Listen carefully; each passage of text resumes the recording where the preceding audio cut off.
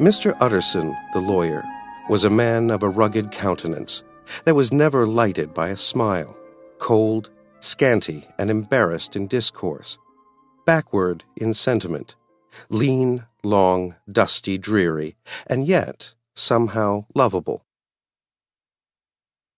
At friendly meetings, and when the wine was to his taste, something eminently human beaconed from his eye, something indeed which never found its way into his talk, but which spoke not only these silent symbols of the after-dinner face, but more often and loudly in the acts of his life.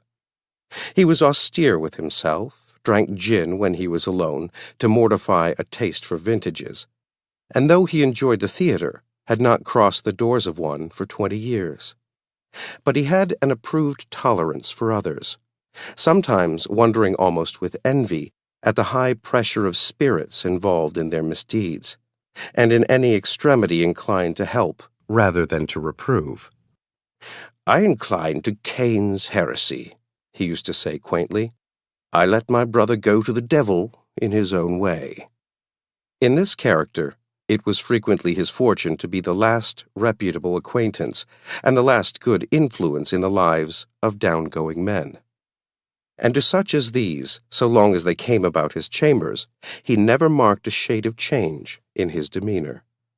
No doubt the feat was easy to Mr. Utterson, for he was undemonstrative at the best, and even his friendship seemed to be founded in a similar catholicity of good nature.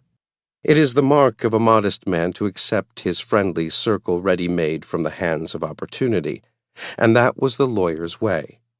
His friends were those of his own blood or those whom he had known the longest. His affections, like ivy, were the growth of time. They implied no aptness in the object. Hence, no doubt, the bond that united him to Mr. Richard Enfield, his distant kinsman, the well-known man about town. It was a nut to crack for many, what these two could see in each other, or what subject they could find in common. It was reported by those who encountered them in their Sunday walks that they said nothing, looked singularly dull, and would hail with obvious relief the appearance of a friend. For all that, the two men put the greatest store by these excursions, counted them the chief jewel of each week, and not only set aside occasions of pleasure, but even resisted the calls of business that they might enjoy them uninterrupted. It chanced on one of these rambles that their way led them down a by-street in a busy quarter of London. The street was small and what is called quiet, but it drove a thriving trade on the weekdays. The inhabitants were all doing well, it seemed, and all emulously hoping to do better still, and laying out the surplus of their grains in coquetry, so that the shop fronts stood along that thoroughfare with an air of invitation, like rows of smiling saleswomen. Even on Sunday, when it veiled its more florid charms and lay comparatively empty of passage, the street shone out in contrast to its dingy neighborhood, like a fire in a forest, and with its freshly painted shutters, well-polished brasses, and general cleanliness and gaiety of note, instantly caught and pleased the eye of the passenger.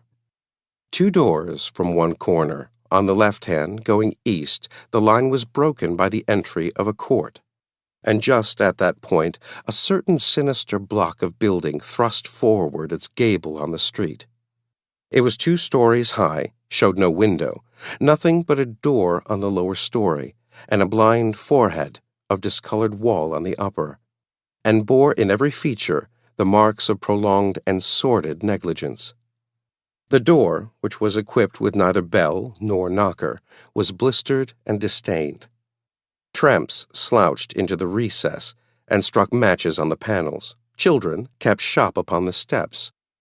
The schoolboy had tried his knife on the moldings, and for close on a generation no one had appeared to drive away these random visitors or to repair their ravages.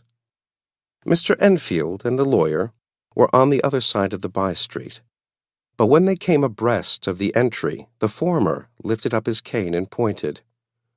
"Do you ever remark that door?" he asked, and when his companion had replied in the affirmative, It is connected in my mind," added he, "with a very odd story." "Indeed," said Mr. Utterson, with a slight change of voice. "And what was that?" "Well, it was this way," returned Mr. Enfield. "I was coming home from some place at the end of the world about 3 o'clock of a black winter morning, and my way lay through a part of town where there was literally nothing to be seen but lamps, street after street, and all the folks asleep, street after street, all lighted up as if for a procession, and all as empty as a church, till at last I got into that state of mind when a man listens and begins to long for the sight of a policeman. All at once I saw two figures, one a little man who was stumping along eastward at a good walk, and the other a girl of maybe 8 or 10 who was running as hard as she was able down a cross street. Well, sir, the two ran into one another naturally enough at the corner, and then came the horrible part of the thing, for the man trampled calmly over the child's body and left her screaming on the ground. It sounds nothing to hear, but it was hellish to see. It wasn't like a man. It was like some damned juggernaut. I gave a few holler, took to my heels, collared my gentleman, and brought him back to where there was already quite a group about the screaming child. He was perfectly cool, and made no resistance, but gave me one look so ugly that it brought out the sweat on me like running. The people who had turned out were the girl's own family, and pretty soon the doctor, for whom she had been sent, put in his appearance. Well, the child was not much the worse, more frightened, according to the sawbones, and there you might have supposed would be an end to it. But there was one curious circumstance. I had taken a loathing to my gentleman at first sight. So had the child's family, which was only natural. But the doctor's case was what struck me. He was the usual cut and dry apothecary of no particular age and colour, with a strong Edinburgh accent and about as emotional as a bagpipe. Well, sir, he was like the rest of us. Every time he looked at my prisoner, I saw that Sawbones turn sick and white with desire to kill him. I knew what was in his mind, just as he knew what was in mine, and killing being out of the question, we did the next best. We told the man we could and would make such a scandal out of this as should make his name stink from one end of London to the other. If he had any friends or any credit, we undertook that he should lose them. And all the time, as we were pitching it in red hot, we were keeping the women off him as best we could, for they were as wild as harpies. I never saw a circle of such hateful faces. And there was the man, in the middle, with a kind of black, sneering coolness, frightened, too, I could see that, but carrying it off, sir, really, like Satan. "If you choose to make capital out of this accident," said he, "I am naturally helpless. No gentleman but wishes to avoid a scene," says he. "Name your figure." Well, we screwed him up to £100 for the child's family. He would have clearly liked to stick out, but there was something about the lot of us that meant mischief, and at last he struck. The next thing was to get the money, and where do you think he carried us but to that place with the door, whipped out a key, went in, and presently came back with a matter of £10 in gold and a cheque for the balance on Coots's, drawn payable to bearer, and signed with a name that I can't mention, though it's one of the points of my story. But it was a name at least very well known and often printed. The figure was stiff, but the signature was good for more than that if it was only genuine. I took the liberty of pointing out to my gentleman that the whole business looked apocryphal, and that a man does not, in real life, walk into a cellar door at 4 in the morning and come out with another man's cheque for close upon £100. But he was quite easy and sneering. "Set your mind at rest," says he. "I will stay with you till the banks open and cash the cheque myself." So we all set off, the doctor and the child's father and our friend and myself, and passed the rest of the night in my chambers.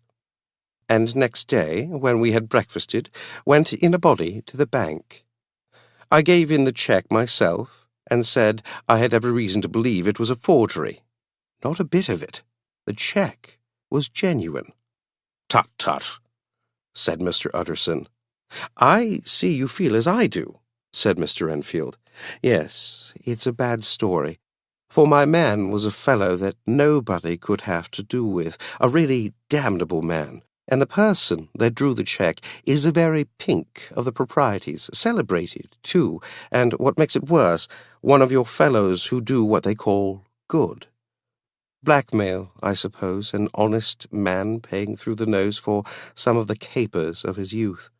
Blackmail House is what I call the place with the door, in consequence. Though even that, you know, is far from explaining all," he added, and with the words fell into a vein of musing. From this he was recalled by Mr. Utterson, asking rather suddenly, "And you don't know if the drawer of the cheque lives there?" "A likely place, isn't it?" returned Mr. Enfield.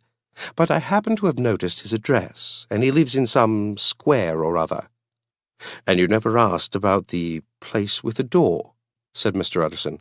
"No, sir, I had a delicacy," was the reply. "I feel very strongly about putting questions. It partakes too much of the style of the Day of Judgment. You start a question, and it's like starting a stone. You sit quietly on the top of a hill, and away the stone goes, starting others, and presently some bland old bird, the last you would have thought of, is knocked on the head in his own back garden, and the family have to change their name. No, sir, I make it a rule of mine, the more it looks like Queer Street, the less I ask." "A very good rule, too," said the lawyer. "But I have studied the place for myself," continued Mr. Enfield. "It seems scarcely a house. There is no other door, and nobody goes in or out of that one but, once in a great while, the gentleman of my adventure. There are 3 windows looking on the court on the first floor, none below. The windows are always shut, but they're clean. And then there is a chimney, which is generally smoking, so somebody must live there. And yet it's not so sure, for the buildings are so packed together about the court that it's hard to say where one ends and another begins."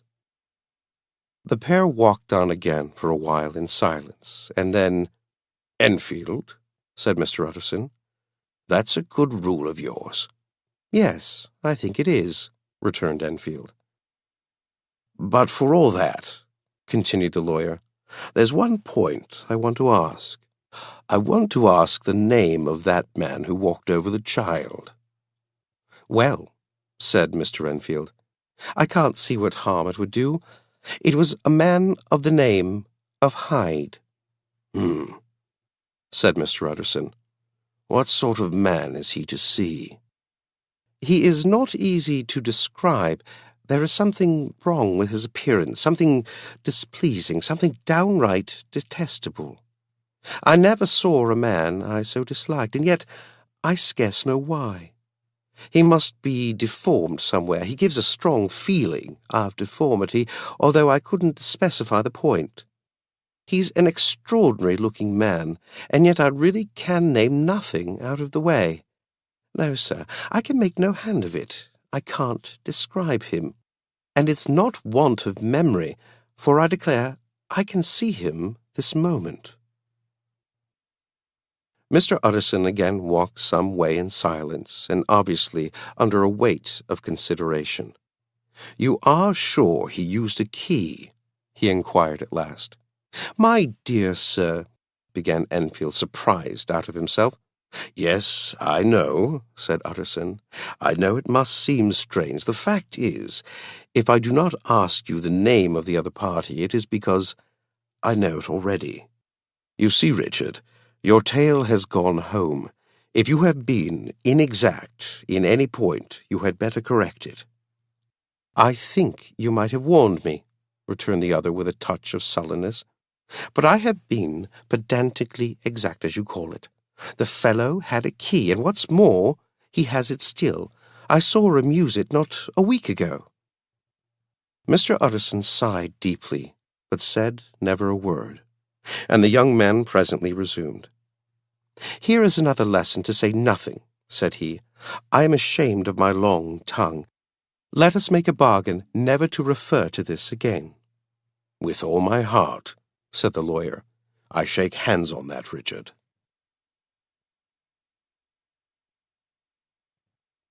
Search for Mr. Hyde. That evening, Mr. Utterson came home to his bachelor house in somber spirits and sat down to dinner without relish. It was his custom of a Sunday, when this meal was over, to sit close by the fire, a volume of some dry divinity on his reading desk, until the clock of the neighboring church rang out the hour of 12, when he would go soberly and gratefully to bed. On this night, however, as soon as the cloth was taken away, he took up a candle and went into his business room. There he opened his safe, took from the most private part of it a document endorsed on the envelope as Dr. Jekyll's will, and sat down with a clouded brow to study its contents. The will was holograph, for Mr. Utterson, though he took charge of it now that it was made, had refused to lend the least assistance in the making of it. It provided not only that, in the case of the decease of Henry Jekyll, M.D., D.C.L., LL.D., F.R.S., etc., all his possessions were to pass into the hands of his friend and benefactor, Edward Hyde, but that in case of Dr. Jekyll's disappearance or unexplained absence for any period exceeding 3 calendar months, the said Edward Hyde should step into the said Henry Jekyll's shoes without further delay, and free from any burden or obligation beyond the payment of a few small sums to the members of the doctor's household.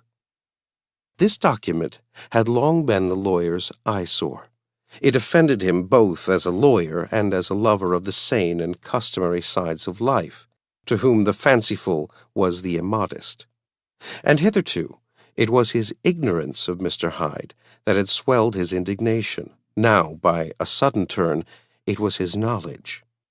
It was already bad enough when the name was but a name of which he could learn no more. It was worse when it began to be clothed upon with detestable attributes, and out of the shifting, insubstantial mists that had so long baffled his eye, there leaped up the sudden, definite presentiment of a fiend.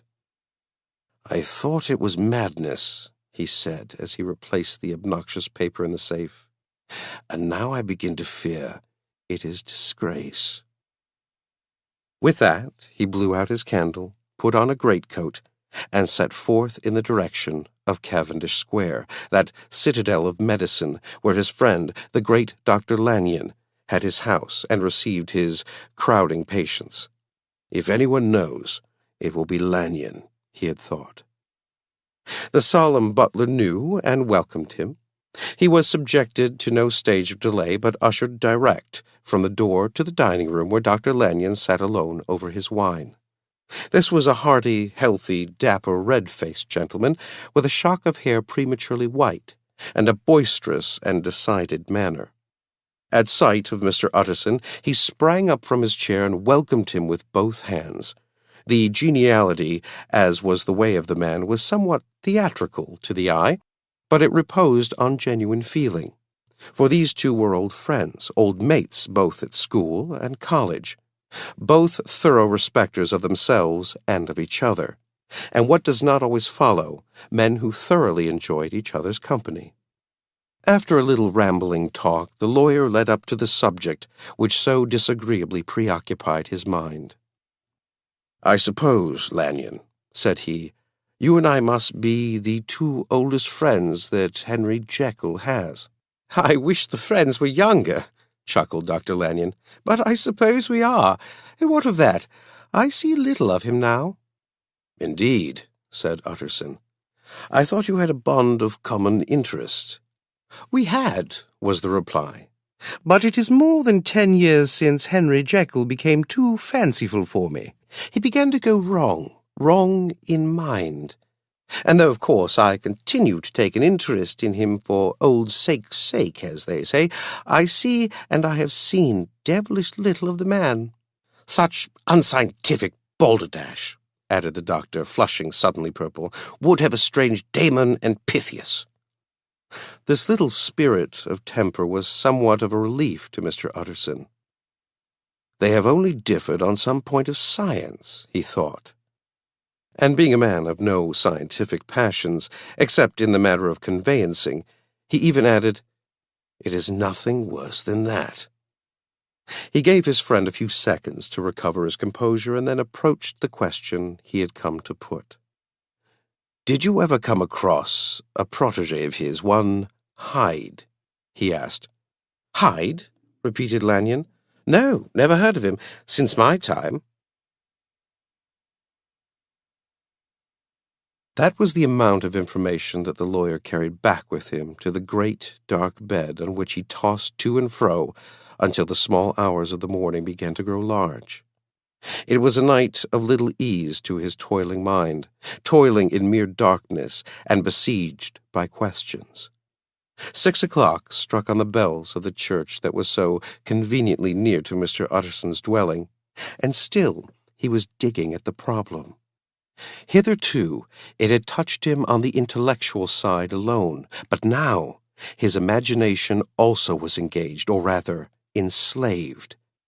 And as he lay and tossed in the gross darkness of the night and the curtained room, Mr. Enfield's tale went by before his mind in a scroll of lighted pictures.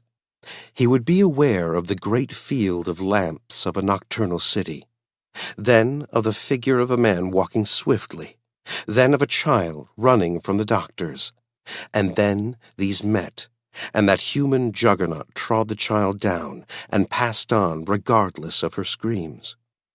Or else he would see a room in a rich house where his friend lay asleep, dreaming and smiling at his dreams, and then the door of that room would be opened, the curtains of the bed plucked apart, and the sleeper recalled, and lo! There would stand by his side a figure to whom power was given, and even at that dead hour he must rise and do its bidding. The figure in these two phases haunted the lawyer all night, and if at any time he dozed over, it was but to see it glide more stealthily through sleeping houses, or move the more swiftly, and still the more swiftly, even to dizziness, through wider labyrinths of lamplighted city, and at every street corner crush a child and leave her screaming. And still the figure had no face by which he might know it. Even in his dreams, it had no face, or one that baffled him and melted before his eyes. And thus it was that there sprang up and grew apace in the lawyer's mind a singularly strong, almost an inordinate curiosity to behold the features of the real Mr. Hyde. If he could but once set eyes on him, he thought, the mystery would lighten, and perhaps roll altogether away, as was the habit of mysterious things when well examined. He might see a reason for his friend's strange preference, or bondage, call it which you please, and even for the startling clause of the will. At least it would be a face worth seeing, the face of a man who was without bowels of mercy, a face which had but to show itself to raise up in the mind of the unimpressionable Enfield a spirit of enduring hatred. From that time forward, Mr. Utterson began to haunt the door in the by-street of shops. In the morning, before office hours, at noon, when business was plenty, and time scarce at night under the face of the fogged city moon. By all lights and at all hours of solitude or concourse, the lawyer was to be found on his chosen post. If he be Mr. Hyde, he had thought, I shall be Mr. Seek. And at last his patience was rewarded. It was a fine, dry night, frost in the air, the streets as clean as a ballroom floor, the lamps unshaken by any wind, drawing a regular pattern of light and shadow. By 10 o'clock, when the shops were closed, the by-street was very solitary and, in spite of the low growl of London from all round, very silent. Small sounds carried far. Domestic sounds out of the houses were clearly audible on either side of the roadway, and the rumor of the approach of any passenger preceded him by a long time. Mr. Utterson had been some minutes at his post when he was aware of an odd, light footstep drawing near. In the course of his nightly patrols, he had long grown accustomed to the quaint effect with which the footfalls of a single person, while he is still a great way off, suddenly spring out distinct from the vast hum and clatter of the city. Yet his attention had never before been so sharply and decisively arrested, and it was with a strong superstitious prevision of success that he withdrew into the entry of the court. The steps grew swiftly nearer, and swelled out suddenly louder as they turned the end of the street.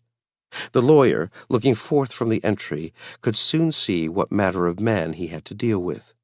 He was small and very plainly dressed, and the look of him, even at that distance, went somehow strongly against the watcher's inclination. But he made straight for the door, crossing the roadway to save time, and as he came, he drew a key from his pocket, like one approaching home. Mr. Utterson stepped out and touched him on the shoulder as he passed. "Mr. Hyde, I think." Mr. Hyde shrank back with a hissing intake of the breath, but his fear was only momentary, and though he did not look the lawyer in the face, he answered coolly enough, "That is my name. What do you want?" "I see you are going in," returned the lawyer. "I'm an old friend of Dr. Jekyll's. Mr. Utterson of Gold Street. You must have heard my name, and meeting you so conveniently, I thought you might admit me." "You'll not find Dr. Jekyll. He is from home," replied Mr. Hyde, blowing in the key, and then suddenly, but still without looking up, "How did you know me?" he asked. "On your side," said Mr. Utterson. "Will you do me a favor?" "With pleasure," replied the other. "What shall it be?" "Will you let me see your face?" asked the lawyer. Mr. Hyde appeared to hesitate, and then, as if upon some sudden reflection, fronted about with an air of defiance, and the pair stared at each other pretty fixedly for a few seconds. "Now I shall know you again," said Mr. Utterson. "It may be useful." "Yes," returned Mr. Hyde. "It is as well we have met, and apropos you should have my address." And he gave a number of a street in Soho. "Good God," thought Mr. Utterson, "can he, too, have been thinking of the will?" But he kept his feelings to himself, and only grunted in acknowledgment of the address. "And now," said the other, "how did you know me?" "By description," was the reply. "Whose description?" "We have common friends," said Mr. Utterson. "Common friends," echoed Mr. Hyde a little hoarsely. "Who are they?" "Jekyll, for instance," said the lawyer. "He never told you?" cried Mr. Hyde, with a flush of anger. "I did not think you would have lied." "Come," said Mr. Utterson, "that is not fitting language."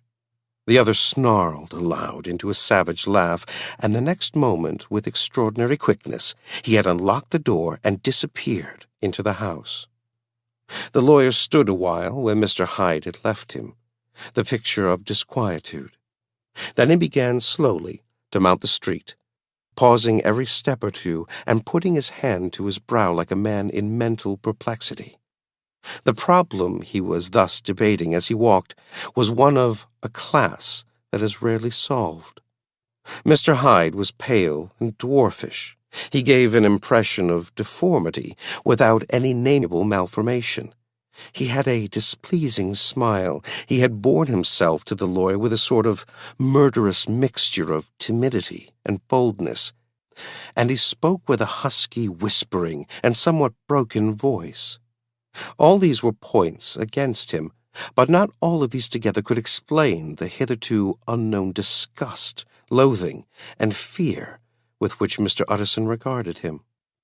"There must be something else," said the perplexed gentleman. "There is something more if I could find a name for it. God bless me, the man seems hardly human. Something troglodytic, shall we say, or can it be the old story of Dr. Fell? Or is it the mere radiance of a foul soul that thus transpires through and transfigures its clay continent? The last, I think, for, oh, my poor old Harry Jekyll, if ever I read Satan's signature upon a face, it is on that of your new friend. Round the corner from the by-street there was a square of ancient, handsome houses, now for the most part decayed from their high estate and let in flats and chambers to all sorts and conditions of men, map engravers, architects, shady lawyers, and the agents of obscure enterprises. One house, however, second from the corner, was still occupied entire, and at the door of this, which wore a great air of wealth and comfort, though it was now plunged in darkness except for the fanlight, Mr. Utterson stopped and knocked. A well-dressed elderly servant opened the door. "Is Dr. Jekyll at home, Poole?" asked the lawyer. "I will see Mr. Utterson," said Poole, admitting the visitor, as he spoke, into a large, low-roofed, comfortable hall paved with flags, warmed, after the fashion of a country house, by a bright, open fire, and furnished with costly cabinets of oak. "Will you wait here by the fire, sir, or shall I give you a light in the dining-room?" "Here, thank you," said the lawyer, and he drew near and leaned on the tall fender. This hall, in which he was now left alone, was a pet fancy of his friend the doctor's, and Utterson himself was wont to speak of it as the pleasantest room in London. But tonight there was a shudder in his blood. The face of Hyde sat heavy on his memory. He felt, what was rare with him, a nausea and distaste of life, and in the gloom of his spirits he seemed to read a menace in the flickering of the firelight on the polished cabinets and the uneasy starting of the shadow on the roof. He was ashamed of his relief when Poole presently returned to announce that Dr. Jekyll was gone out. "I saw Mr. Hyde go in by the old dissecting-room, Poole," he said. "Is that right, when Dr. Jekyll is from home?" "Quite right, Mr. Utterson, sir," replied the servant. "Mr. Hyde has a key." "Your master seems to repose a great deal of trust in that young man, Poole," resumed the other musingly.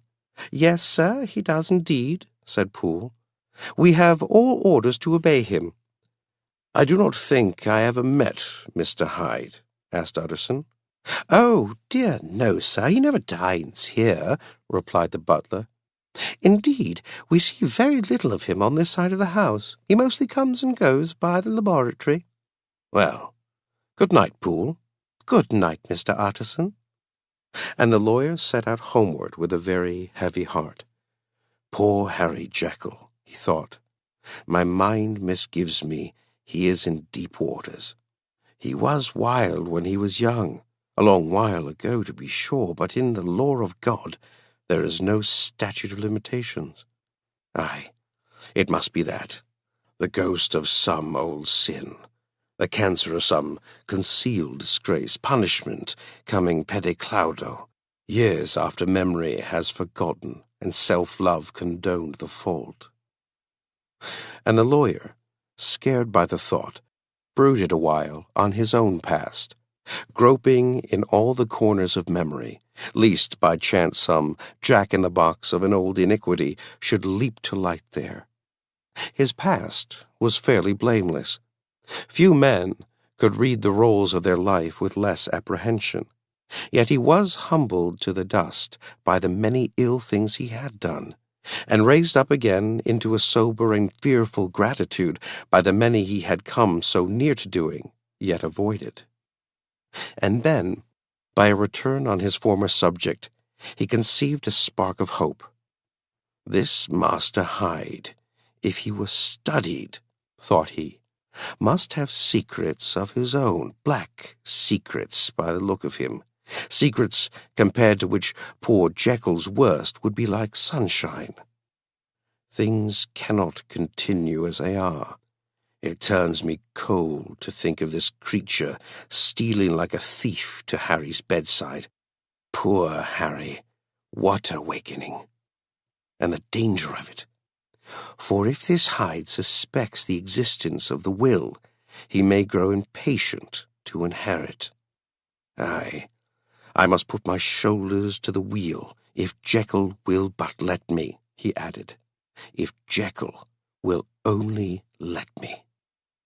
For once more he saw before his mind's eye, as clear as transparency, the strange clauses of the will.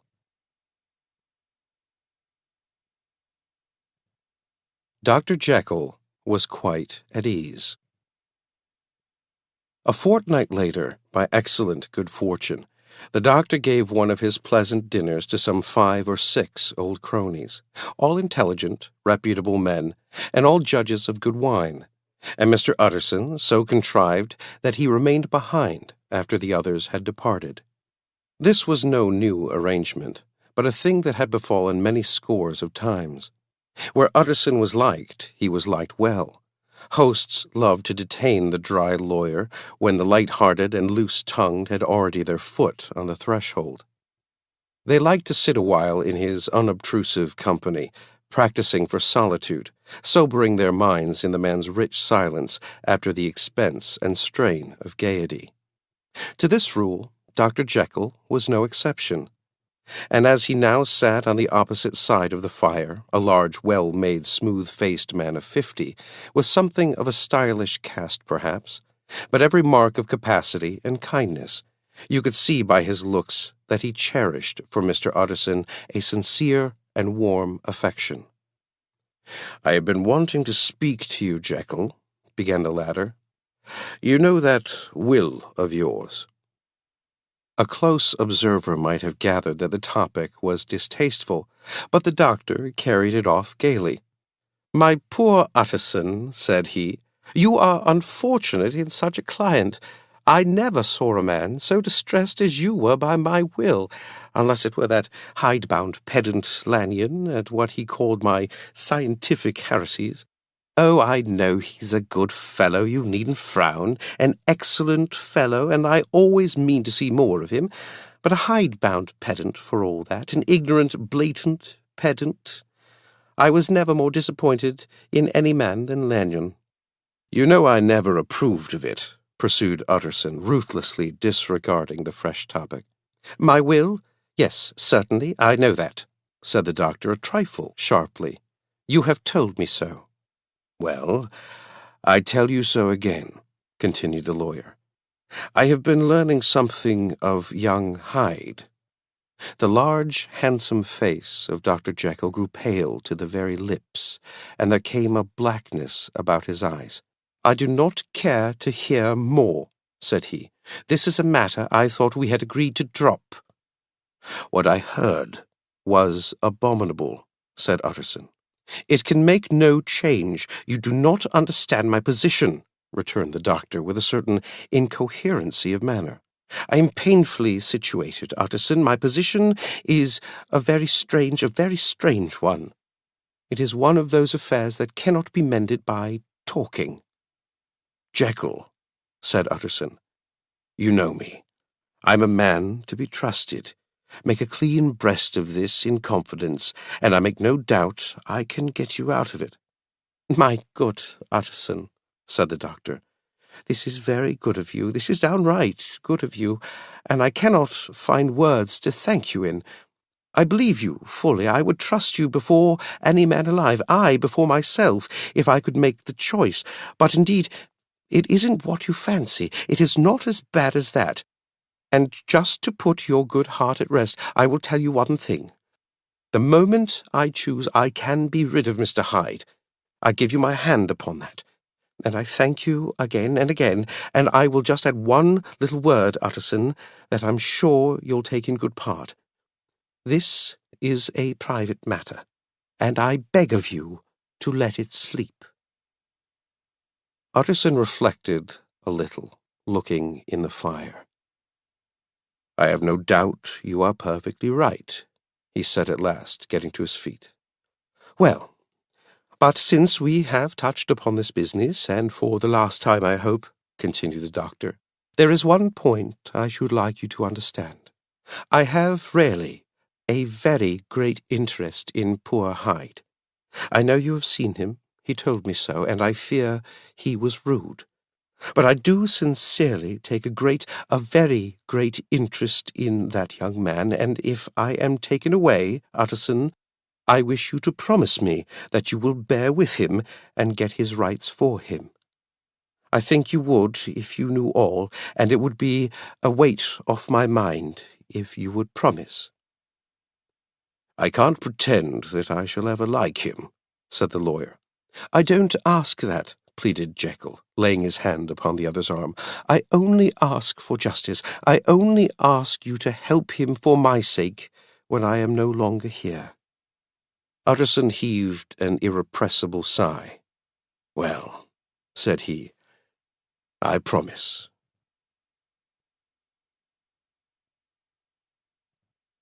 The Carew Murder Case. Nearly a year later, in the month of October, 18, London was startled by a crime of singular ferocity, and rendered all the more notable by the high position of the victim. The details were few and startling. A maidservant, living alone in a house not far from the river, had gone upstairs to bed about 11. Although a fog rolled over the city in the small hours, the early part of the night was cloudless, and the lane which the maid's window overlooked was brilliantly lit by the full moon. It seems she was romantically given, for she sat down upon her box, which stood immediately under the window, and fell into a dream of musing. "Never," she used to say with streaming tears when she narrated that experience, "never had she felt more at peace with all men or thought more kindly of the world." And as she so sat, she became aware of an aged, beautiful gentleman with white hair drawing near along the lane, and advancing to meet him, another and very small gentleman, to whom at first she paid less attention. When they had come within speech, which was just under the maid's eyes, the older man bowed and accosted the other with a very pretty manner of politeness.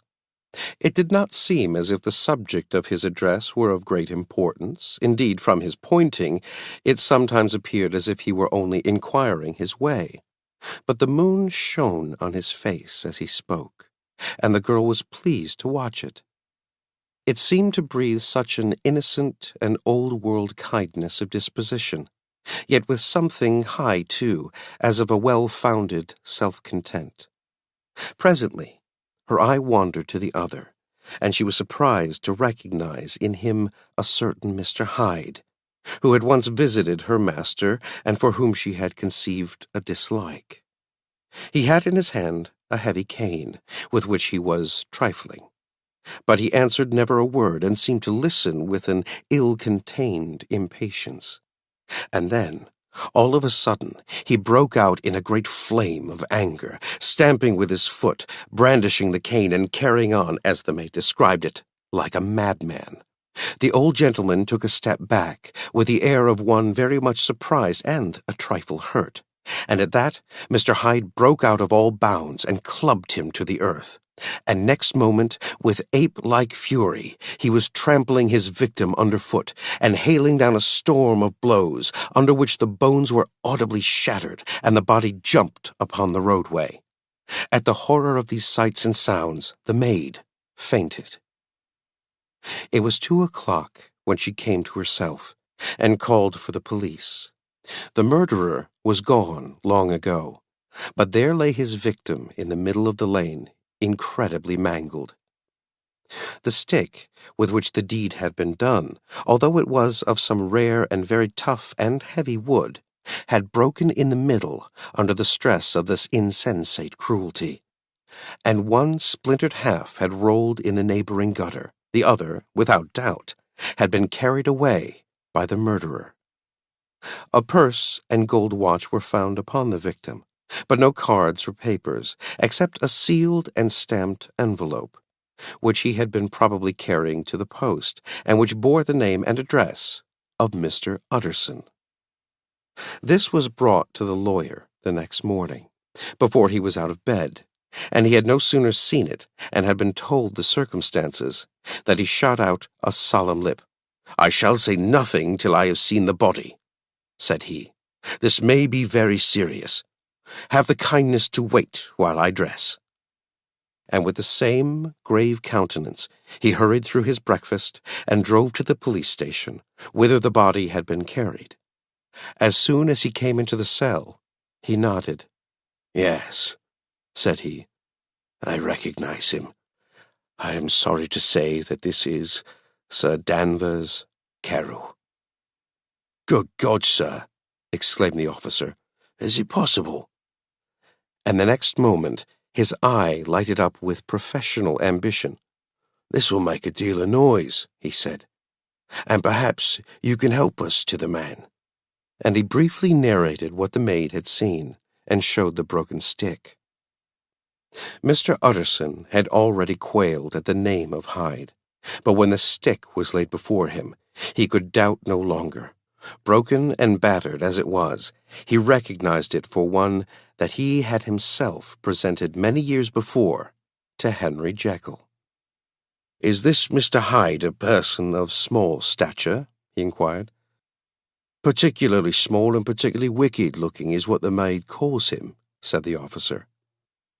Mr. Utterson reflected, and then, raising his head, "If you will come with me in my cab," he said, "I think I can take you to his house." It was by this time about 9 in the morning, and the first fog of the season.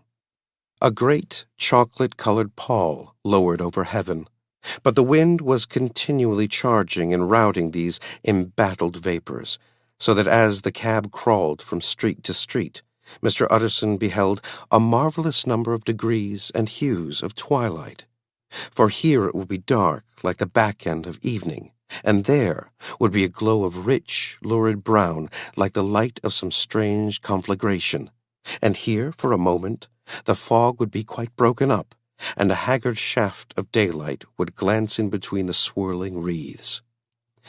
The dismal quarter of Soho, seen under these changing glimpses, with its muddy ways and slatternly passengers, and its lamps, which had never been extinguished, or had been kindled afresh to combat this mournful reinvasion of darkness, seemed, in the lawyer's eyes, like a district of some city in a nightmare. The thoughts of his mind, besides, were of the gloomiest dye, and when he glanced at the companion of his drive, he was conscious of some touch of that terror of the law and the law's officers, which may, at times, assail the most honest.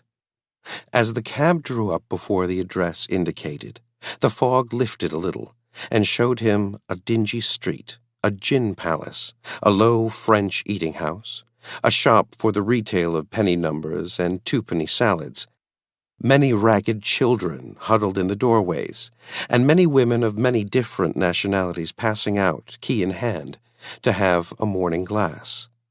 And the next moment the fog settled down again upon that part, as brown as umber, and cut him off from his blackguardly surroundings. This was the home of Henry Jekyll's favorite, of a man who was heir to 250,000 sterling. An ivory-faced and silvery-haired old woman opened the door. She had an evil face, smoothed by hypocrisy, but her manners were excellent. Yes, she said, this was Mr. Hyde's, but he was not at home. He had been in that night very late, but he had gone away in less than an hour. There was nothing strange in that. His habits were very irregular, and he was often absent. For instance, it was nearly 2 months since she had seen him till yesterday. "Very well, then. We wish to see his rooms," said the lawyer. And when the woman began to declare it was impossible, "I had better tell you who this person is," he added. "This is Inspector Newcomen, of Scotland Yard." A flash of odious joy appeared upon the woman's face. "Ah," said she, "he is in trouble. What has he done?" Mr. Utterson and the inspector exchanged glances. "He don't seem a very popular character," observed the latter. "And now, my good woman, just let me and this gentleman have a look about us." In the whole extent of the house, which but for the old woman remained otherwise empty, Mr. Hyde had only used a couple of rooms, but these were furnished with luxury and good taste. A closet was filled with wine, the plate was of silver, the napery elegant, a good picture hung upon the walls, a gift, as Utterson supposed, from Henry Jekyll, who was much of a connoisseur, and the carpets were of many plies and agreeable in color. At this moment, however, the rooms bore every mark of having been recently and hurriedly ransacked. Clothes lay about the floor, with their pockets inside out. Lock-fast drawers stood open, and on the hearth there lay a pile of gray ashes, as though many papers had been burned. From these embers the inspector disinterred the butt end of a green check-book, which had resisted the action of the fire. The other half of the stick was found behind the door, and as this clinched his suspicions, the officer declared himself delighted. A visit to the bank, where several £1,000s were found to be lying to the murderer's credit, completed his gratification. "You may depend upon it, sir," he told Mr. Utterson. "I have him in my hand. He must have lost his head, or he never would have left the stick, or, above all, burned the cheque-book. Why, money's life to the man. We have nothing to do but wait for him at the bank and get out the handbills." This last, however, was not so easy of accomplishment, for Mr. Hyde had numbered few familiars. Even the master of the servant-maid had only seen him twice. His family could nowhere be traced. He had never been photographed, and the few who could describe him differed widely, as common observers will. Only on one point were they agreed, and that was the haunting sense of unexpressed deformity with which the fugitive impressed his beholders.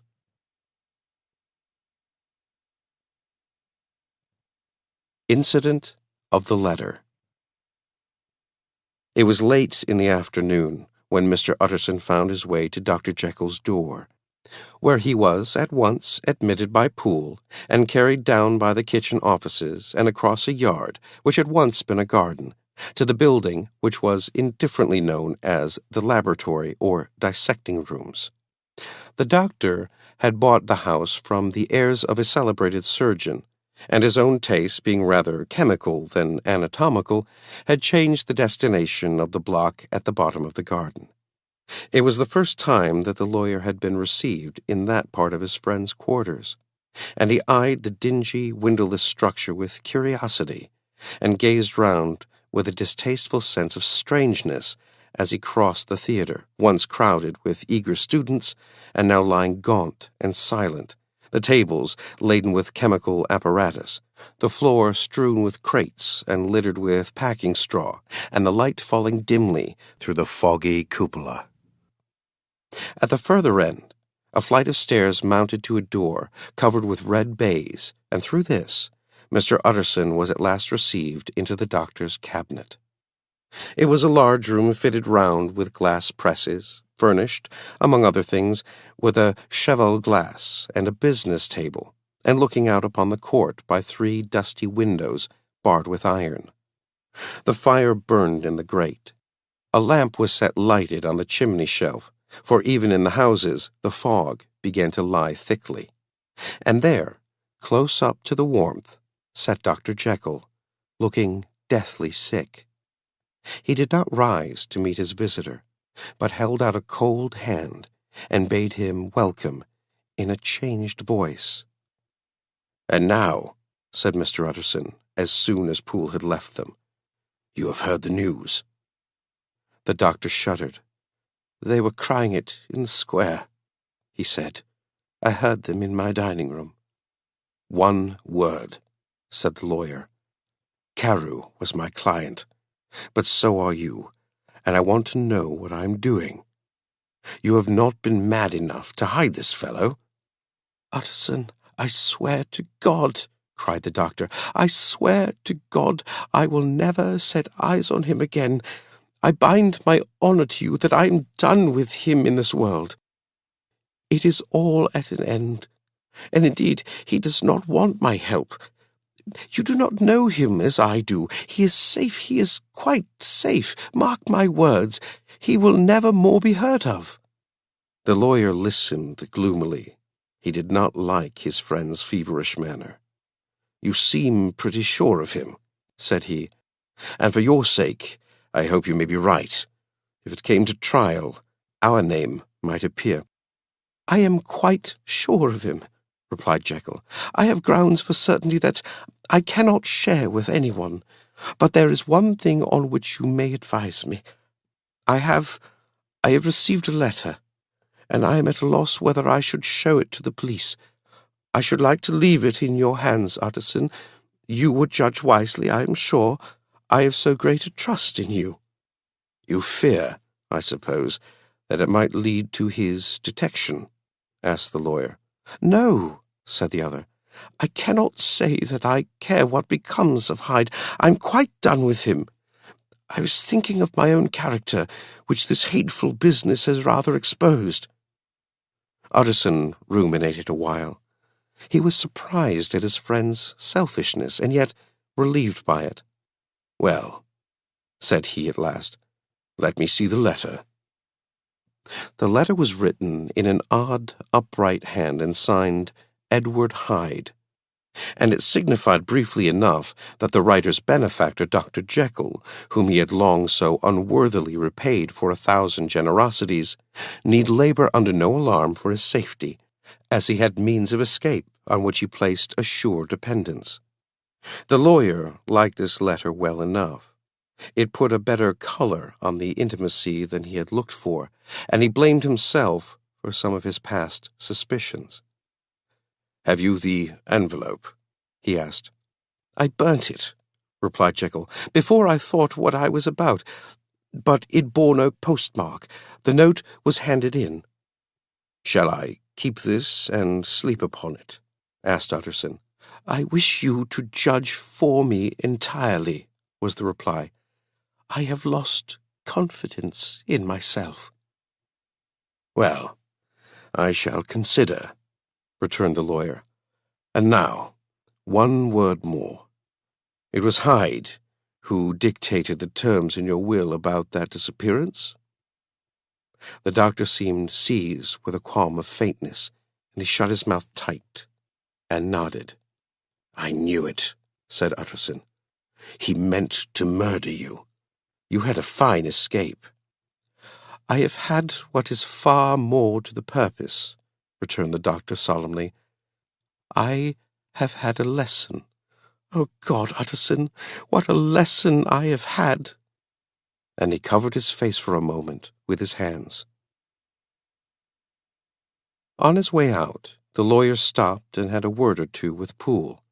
"By the by," said he, "there was a letter handed in today. What was the messenger like?" But Poole was positive nothing had come except by post, and only circulars by that, he added.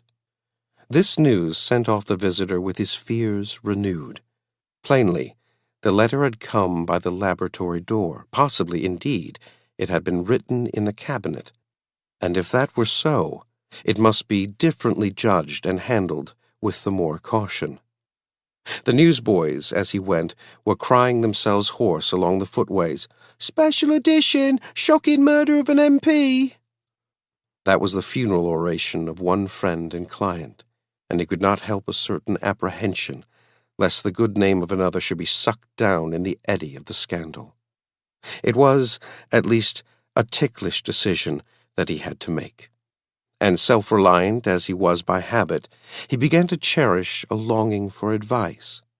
It was not to be had directly, but perhaps, he thought, it might be fished for.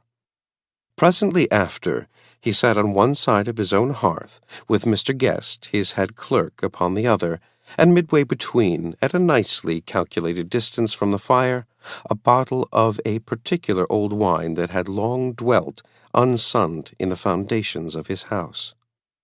The fog still slept on the wing above the drowned city, where the lamps glimmered like carbuncles, And through the muffled and smother of these falling clouds, the procession of the town's life was still rolling in through the great arteries with a sound as of a mighty wind. But the room was gay with firelight. In the bottle, the acids were long ago resolved. The imperial dye had softened with time as the color grows richer in stained windows, and the glow of hot autumn afternoons on hillside vineyards was ready to be set free and to disperse the fogs of London. Insensibly, the lawyer melted. There was no man from whom he kept fewer secrets than Mr. Guest, and he was not always sure that he kept as many as he meant. Guest had often been on business to the doctor's. He knew Poole. He could scarce have failed to hear of Mr. Hyde's familiarity about the house. He might draw conclusions. Was it not as well, then, that he should see a letter which put that mystery to right? And above all, since Guest, being a great student and critic of handwriting, would consider the step natural and obliging. The clerk, besides, was a man of counsel. He could scarce read so strange a document without dropping a remark, and by that remark Mr. Utterson might shape his future course. "This is a sad business about Sir Danvers," he said. "Yes, sir, indeed. It has elicited a great deal of public feeling," returned Guest. "The man, of course, was mad." "I should like to hear your views on that," replied Utterson. "I have a document here in his handwriting. It is between ourselves, for I scarce know what to do about it. It is an ugly business at the best. But there it is, quite in your way, a murderer's autograph." Guest's eyes brightened, and he sat down at once and studied it with passion. "No, sir," he said, "not mad, but it is an odd hand." "And by all accounts a very odd writer," added the lawyer. Just then the servant entered with a note. "Is that from Dr. Jekyll, sir?" inquired the clerk. "I thought I knew the writing. Anything private, Mr. Utterson?" "Only an invitation to dinner. Why? Do you want to see it?" "One moment. I thank you, sir." And the clerk laid the 2 sheets of paper alongside and sedulously compared their contents. "Thank you, sir," he said at last, returning both. "It's a very interesting autograph." There was a pause, during which Mr. Utterson struggled with himself. "Why did you compare them, Guest?" he inquired suddenly. "Well, sir," returned the clerk, "there's a rather singular resemblance. The 2 hands are in many points identical, only differently sloped." "Rather quaint," said Utterson. "It is, as you say, rather quaint," returned Guest. "I wouldn't speak of this note, you know," said the master. "No, sir," said the clerk. "I understand." But no sooner was Mr. Utterson alone that night than he locked the note into his safe, where it reposed from that time forward. "What?" he thought. "Henry Jekyll forged for a murderer!" And his blood ran cold in his veins.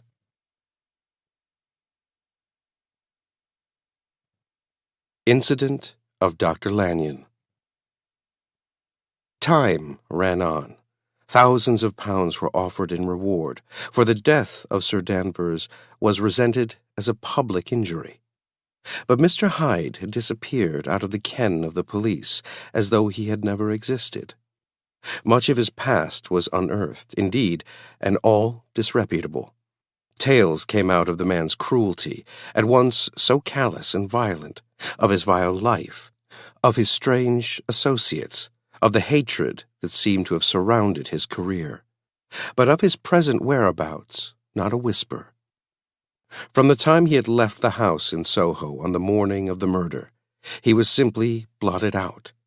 And gradually, as time drew on, Mr. Utterson began to recover from the hotness of his alarm, and to grow more at quiet with himself. The death of Sir Danvers was, to his way of thinking, more than paid for by the disappearance of Mr. Hyde. Now that that evil influence had been withdrawn, a new life began for Dr. Jekyll. He came out of his seclusion, renewed relations with his friends, became once more their familiar guest and entertainer, and whilst he had always been known for charities, he was now no less distinguished for religion. He was busy. He was much in the open air. He did good. His face seemed to open and brighten, as if with an inward consciousness of service, and for more than 2 months the doctor was at peace. On the 8th of January, Utterson had dined at the doctor's with a small party. Lanyon had been there, and the face of the host had looked from one to the other as in the old days when the trio were inseparable friends. On the 12th, and again on the 14th, the door was shut against the lawyer.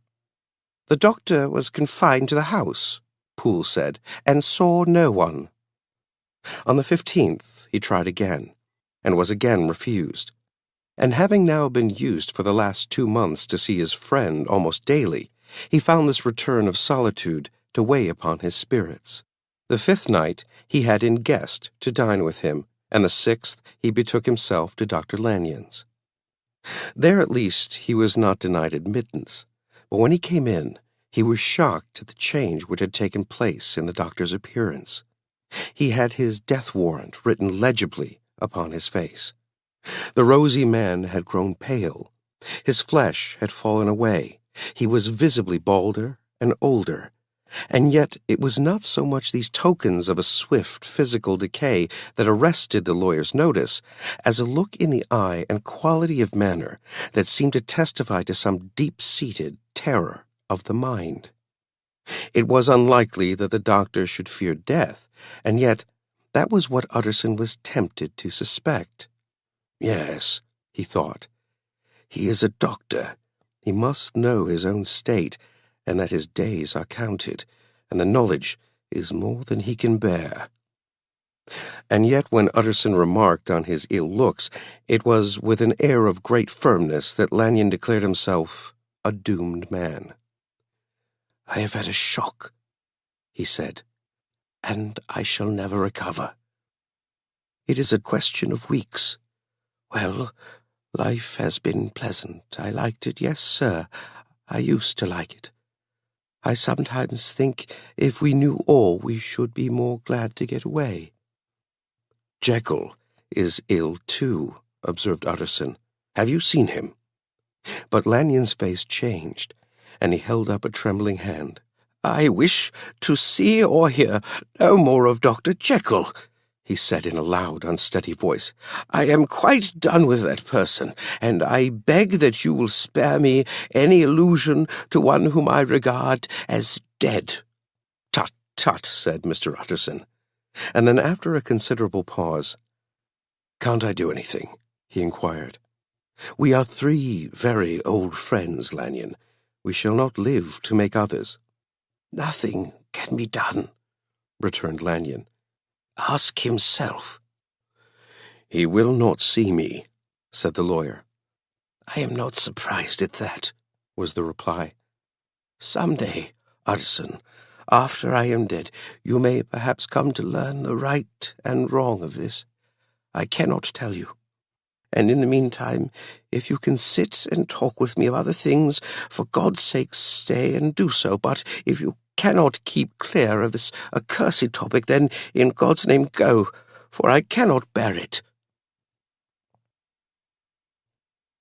As soon as he got home, Utterson sat down and wrote to Jekyll, complaining of his exclusion from the house, and asking the cause of this unhappy break with Lanyon, and the next day brought him a long answer, often very pathetically worded and sometimes darkly mysterious in drift. The quarrel with Lanyon was incurable. "I do not blame our old friend," Jekyll wrote, "but I share his view that we must never meet. I mean from henceforth to lead a life of extreme seclusion. You must not be surprised, nor must you doubt my friendship, if my door is often shut even to you. You must suffer me to go my own dark way. I have brought on myself a punishment and a danger that I cannot name. If I am the chief of sinners, I am the chief of sufferers also. I could not think that this earth contained a place for sufferings and terrors so unmanning and you can do but one thing, Utterson, to lighten this destiny, and that is to respect my silence." Utterson was amazed. The dark influence of Hyde had been withdrawn. The doctor had returned to his old tasks and amities. A week ago, the prospect had smiled with every promise of a cheerful and an honored age. And now, in a moment, friendship and peace of mind and the whole tenor of his life were wrecked. So great and unprepared a change pointed to madness. But in view of Lanyon's manner and words, there must lie for it some deeper ground. A week afterwards, Dr. Lanyon took to his bed, and in something less than a fortnight, he was dead. The night after the funeral, at which he had been sadly affected, Utterson locked the door of his business room, and sitting there by the light of a melancholy candle, drew out and set before him an envelope addressed by the hand and sealed with the seal of his dead friend. "Private, for the hands of G.J. Utterson alone, and in case of his predecease to be destroyed unread." So it was emphatically superscribed, and the lawyer dreaded to behold the contents. "I have buried one friend today," he thought. "What if this should cost me another?" And then he condemned the fear as a disloyalty, and broke the seal. Within, there was another enclosure, likewise sealed, and marked upon the cover as "Not to be opened till the death or disappearance of Dr. Henry Jekyll." Utterson could not trust his eyes. Yes, it was disappearance, here again, as in the mad will which he had long ago restored to its author. Here again were the idea of a disappearance and the name of Henry Jekyll bracketed. But in the will, that idea had sprung from the sinister suggestion of the man Hyde. It was set there with a purpose all too plain and horrible. Written by the hand of Lanyon, what should it mean?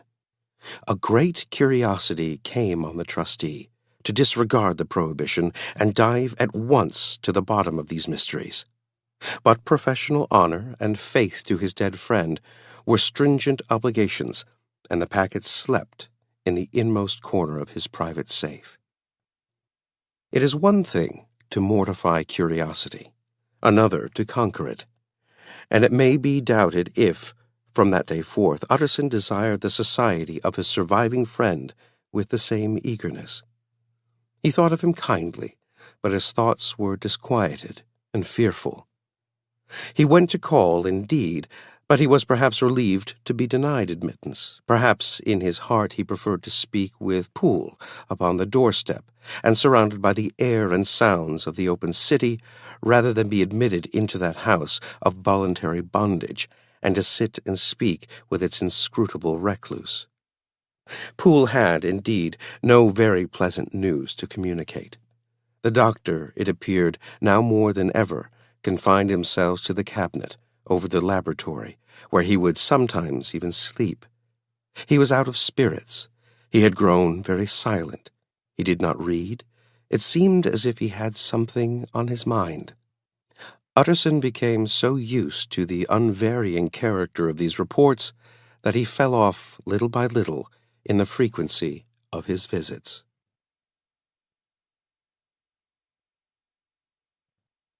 Incident at the window. It chanced on Sunday, when Mr. Utterson was on his usual walk with Mr. Enfield, that their way lay once again through the by-street, and that when they came in front of the door, both stopped to gaze on it.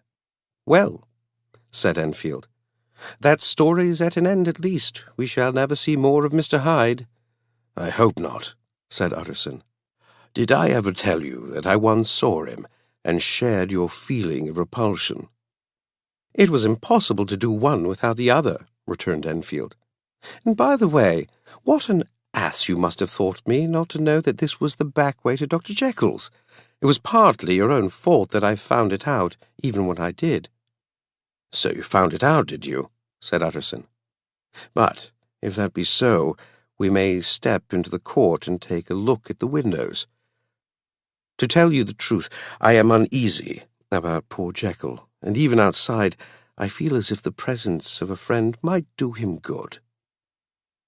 The court was very cool and a little damp and full of premature twilight, although the sky, high up overhead, was still bright with sunset.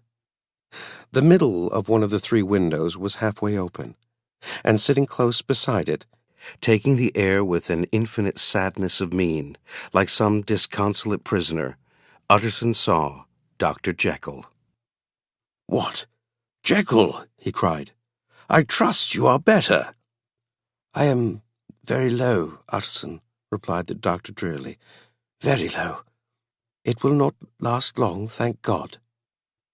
"You stay too much indoors," said the lawyer. "You should be out, whipping up the circulation, like Mr. Enfield and me. This is my cousin, Mr. Enfield, Dr. Jekyll. Come now, get your hat, and take a quick turn with us." "You are very good," sighed the other. "I should like to very much, but no, it is quite impossible, I dare not. But indeed, Utterson, I am very glad to see you. This is really a great pleasure. I would ask you and Mr. Enfield up, but the place is really not fit." "Why then," said the lawyer good-naturedly, "the best thing we can do is to stay down here and speak with you from where we are." "That is just what I was about to venture to propose," returned the doctor with a smile. But the words were hardly uttered before the smile was struck out of his face and succeeded by an expression of such abject terror and despair as froze the very blood of the two gentlemen below. They saw it but for a glimpse, for the window was instantly thrust down. But that glimpse had been sufficient, and they turned and left the court without a word. In silence, too, they traversed the by-street, and it was not until they had come into a neighboring thoroughfare, where even upon a Sunday there were still some stirrings of life, that Mr. Utterson at last turned and looked at his companion. They were both pale, and there was an answering horror in their eyes. "God forgive us, God forgive us," said Mr. Utterson. But Mr. Enfield only nodded his head very seriously, and walked on once more in silence.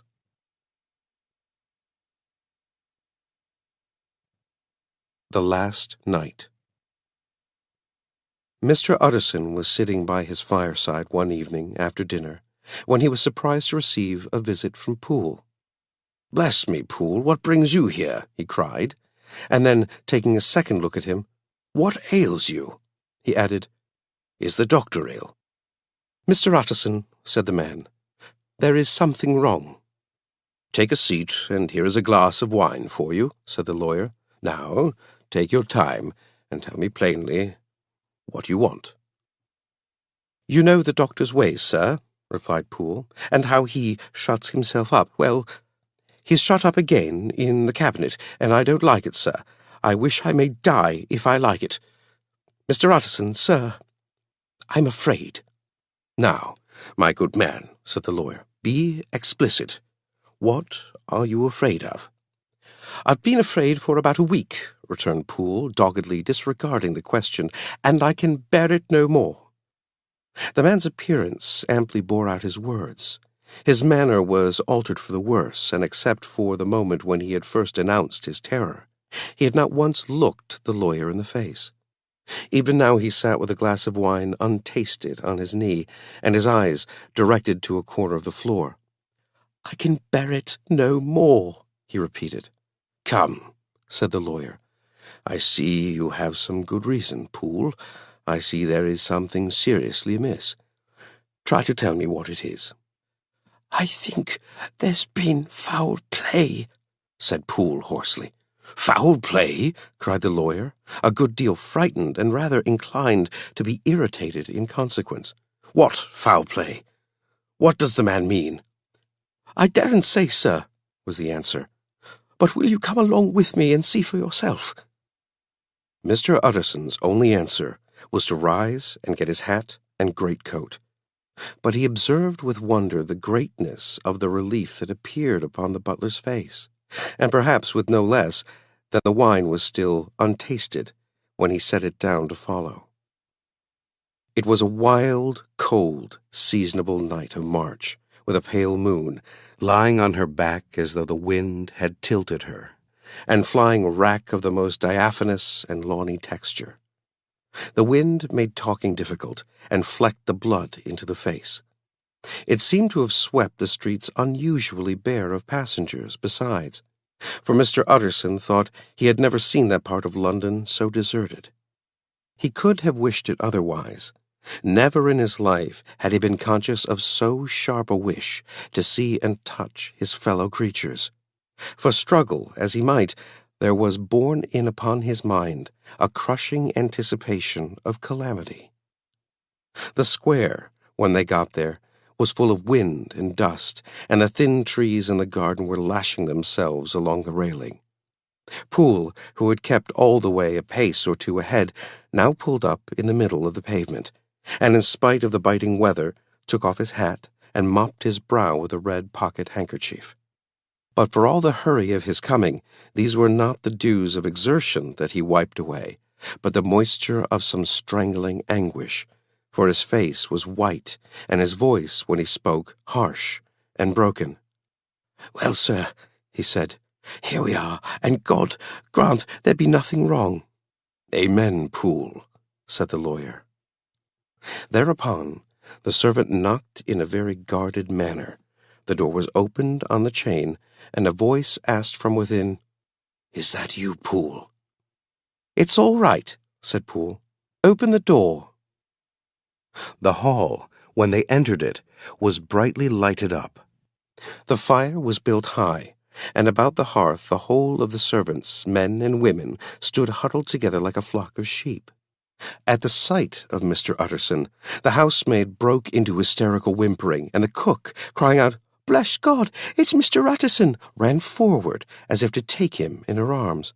What? Are you all here?" said the lawyer peevishly. "Very irregular, very unseemly. Your master would be far from pleased." "They're all afraid," said Poole.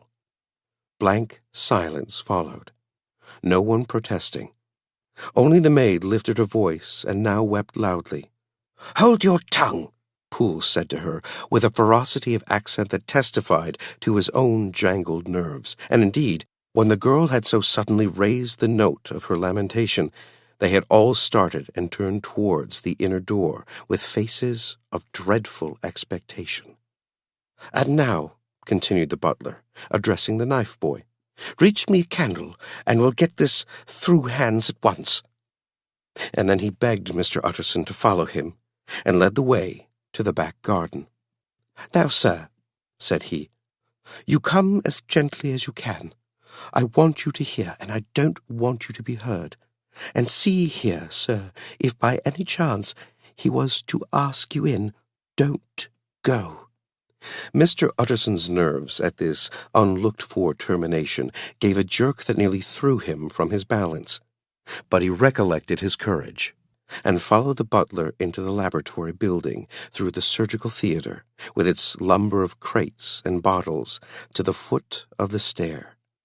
Here Poole motioned him to stand on one side and listen, while he himself, setting down the candle and making a great and obvious call on his resolution, mounted the steps and knocked with a somewhat uncertain hand on the red baize of the cabinet door. "Mr. Utterson, sir, asking to see you," he called, and even as he did so, once more violently signed to the lawyer to give ear. A voice answered from within. "Tell him I cannot see anyone," it said complainingly. "Thank you, sir," said Poole with a note of something like triumph in his voice, and taking up his candle, he led Mr. Utterson back across the yard and into the great kitchen, where the fire was out and the beetles were leaping on the floor. "Sir," he said, looking Mr. Utterson in the eyes, "was that my master's voice?" "It seems much changed," replied the lawyer, very pale, but giving look for look. "Changed? Well, yes, I think so," said the butler. Have I been 20 years in this man's house to be deceived about his voice? No, sir. Master's made away with. He was made away with 8 days ago, when we heard him cry out upon the name of God, and who's in there instead of him, and why it stays there, is a thing that cries to heaven, Mr. Utterson. This is a very strange tale, Poole. This is rather a wild tale, my man, said Mr. Utterson, biting his finger. Suppose it were as you suppose, supposing Dr. Jekyll to have been, well, murdered. What could induce the murderer to stay? That won't hold water. It doesn't commend itself to reason. Well, Mr. Utterson, you are a hard man to satisfy, but I'll do it yet, said Poole. All this last week, you must know, him or it, whatever it is that lives in that cabinet, has been crying night and day for some sort of medicine, and cannot get it to his mind. It was sometimes his way, the master's, that is, to write his orders on a sheet of paper and throw it on the stair. We've had nothing else this week back, nothing but papers and a closed door, and the very meals left there to be smuggled in when nobody was looking. Well, sir, every day and twice and thrice in the same day, there have been orders and complaints, and I have been sent flying to all the wholesale chemists in town. Every time I brought the stuff back, there would be another paper telling me to return it, because it was not pure, and another to order a different firm. This drug is wanted bitter bad, sir, whatever for. Have you any of these papers? Asked Mr. Utterson. Poole felt in his pocket, and handed out a crumpled note, which the lawyer, bending nearly to the candle, carefully examined. Its contents ran thus. Dr. Jekyll presents his compliments to Messieurs Moore. He assures them that their last sample is impure and quite useless for his present purpose. In the year 18, Dr. J. purchased a somewhat large quantity from Messieurs M. He now begs them to search with most sedulous care, and should any of the same quality be left, forward it to him at once. Expense is no consideration. The importance of this to Dr. J. can hardly be exaggerated. So far, the letter had run composedly enough, but here, with a sudden splutter of the pen, the writer's emotion had broken loose. "For God's sake," he added, "find me some of the old." "This is a strange note," said Mr. Utterson, and then sharply, "How do you come to have it open?" "The man at Moore's was main angry, sir, and he threw it back to me like so much dirt," returned Poole. "This is unquestionably the doctor's hand, you know," resumed the lawyer. "I thought it looked like it," said the servant rather sulkily. And then with another voice, "But what matters hand of right?" he said. "I've seen him." "Seen him?" repeated Mr. Utterson. "Well?" "That's it," said Poole. "It was this way. I came suddenly into the theatre from the garden. It seems he had slipped out to look for this drug or whatever it is, for the cabinet door was open, and there he was at the far end of the room, digging among the crates. He looked up when I came in, gave a kind of cry, and whipped upstairs into the cabinet. It was but for 1 minute that I saw him, but the hair stood upon my head like quills. Sir, if that was my master, why had he a mask upon his face? If it was my master, why did he cry out like a rat and run from me? I have served him long enough. And then—" The man paused and passed his hand over his face. "These are all very strange circumstances," said Mr. Utterson. "But I think I begin to see daylight. Your master, Poole, is plainly seized with one of those maladies that both torture and deform the sufferer. Hence, for aught I know, the alteration of his voice, hence the mask and the avoidance of his friends, hence his eagerness to find this drug by means of which the poor soul retains some hope of ultimate recovery. God grant that he be not deceived." "There is my explanation. It is sad enough, Poole, aye, and appalling to consider, but it is plain and natural, hangs well together, and delivers us from all exorbitant alarms. Sir, said the butler, turning to a sort of mottled pallor, that thing was not my master. And there's the truth. My master, here he looked round him and began to whisper, is a tall, fine build of a man, and this was more of a dwarf. Utterson attempted to protest. Oh, sir, cried Poole, do you think I do not know my master after 20 years? Do you think I do not know where his head comes to in the cabinet door when I saw him every morning of my life? No, sir, that thing in the mask was never Dr. Jekyll. God knows what it was, but it was never Dr. Jekyll. And it is the belief of my heart that there was murder done. Poole, replied the lawyer, if you say that, it will become my duty to make certain. Much as I desire to spare your master's feelings, much as I am puzzled by this note, which seems to prove him to be still alive, I shall consider it my duty to break in that door. Ah, Mr. Utterson, that's talking, cried the butler. And now comes the second question, resumed Utterson. Who is going to do it? Why, you and me, sir, was the undaunted reply. That's very well said, returned the lawyer. And whatever comes of it, I shall make it my business to see you are no loser. There is an axe in the theatre, continued Poole, and you might take the kitchen poker for yourself. The lawyer took that rude but weighty instrument into his hand and balanced it. Do you know, Poole, he said, looking up, that you and I are about to place ourselves in a position of some peril? You may say so, sir, indeed, returned the butler. It is well, then, that we should be frank, said the other. We both think more than we have said. Let us make a clean breast. This masked figure that you saw, did you recognize it? Well, sir, it went so quick, and the creature was so doubled up that I could hardly swear to that, was the answer. But if you mean, was it Mr. Hyde? Why, yes, I think it was. You see, it was much of the same bigness, and it had the same quick, light way with it, and then who else could have got in by the laboratory door?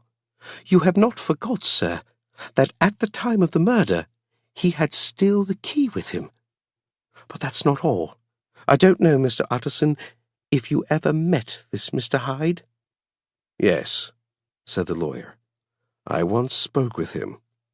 Then you must know as well as the rest of us that there was something queer about that gentleman, something that gave a man a turn. I don't know rightly how to say it, sir, beyond this, that you felt in your marrow kind of cold and thin. I own I felt something of what you describe, said Mr. Utterson. Quite so, sir, returned Poole.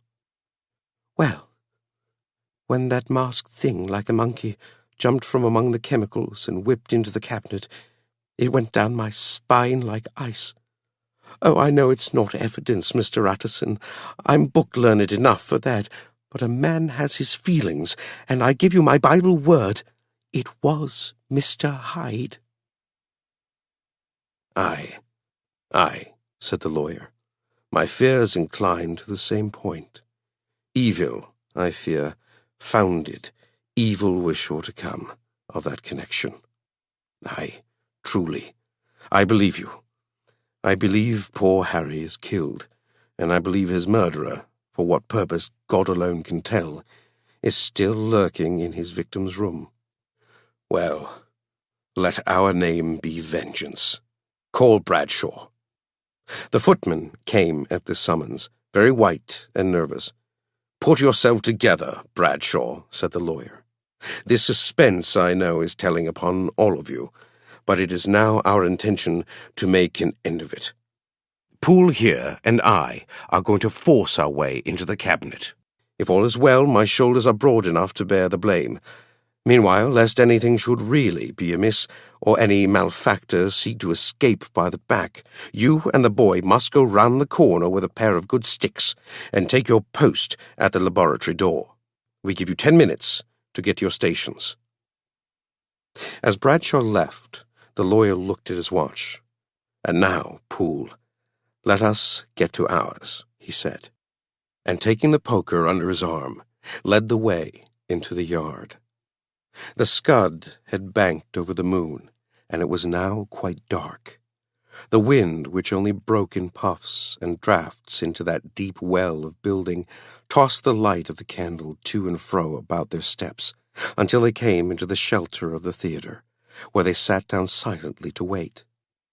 London hummed solemnly all around, but nearer at hand the stillness was only broken by the sounds of a footfall moving to and fro along the cabinet floor. "So it will walk all day, sir," whispered Poole. "Aye, and the better part of the night. Only when a new sample comes from the chemist's there's a bit of a break. Ah, it's an ill conscience that's such an enemy to rest. Ah, sir, there's blood foully shed in every step of it. But hark, again, a little closer. Put your heart in your ears, Mr. Utterson, and tell me, is that the doctor's foot?" The steps fell lightly and oddly with a certain swing, for all they went so slowly. It was different, indeed, from the heavy creaking tread of Henry Jekyll. Utterson sighed. "Is there never anything else?" he asked. Poole nodded. "Once," he said. "Once I heard it weeping." "Weeping? How that?" said the lawyer, conscious of a sudden chill of horror. "Weeping like a woman or a lost soul," said the butler. "I came away with that upon my heart, that I could have wept too." But now the 10 minutes drew to an end. Poole disinterred the axe from under a stack of packing straw. The candle was set upon the nearest table to light them to the attack, and they drew near with bated breath to where that patient foot was still going up and down in the quiet of the night. "Jekyll," cried Utterson with a loud voice, "I demand to see you." He paused for a moment, but there came no reply. "I give you fair warning. Our suspicions are aroused, and I must and shall see you," he resumed. "If not by fair means, then by foul. If not of your consent, then by brute force." "Utterson," said the voice, "for God's sake, have mercy." "Ah, that's not Jekyll's voice, it's Hyde's," cried Utterson. "Down with the door, Poole." Poole swung the axe over his shoulder. The blow shook the building, and the red baize door leaped against the lock and hinges. A dismal screech, as of mere animal terror, rang from the cabinet. Up went the axe again, and again the panels crashed and the frame bounded. 4 times the blow fell. But the wood was tough, and the fittings were of excellent workmanship, and it was not until the 5th that the lock burst and the wreck of the door fell inwards on the carpet. The besiegers, appalled by their own riot and the stillness that has succeeded, stood back a little and peered in.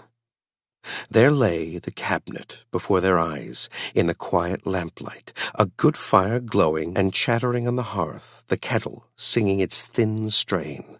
A drawer or two open, papers neatly set forth on the business table, and nearer the fire, the things laid out for tea. The quietest room, you would have said, and but for the glazed presses full of chemicals, the most commonplace that night in London.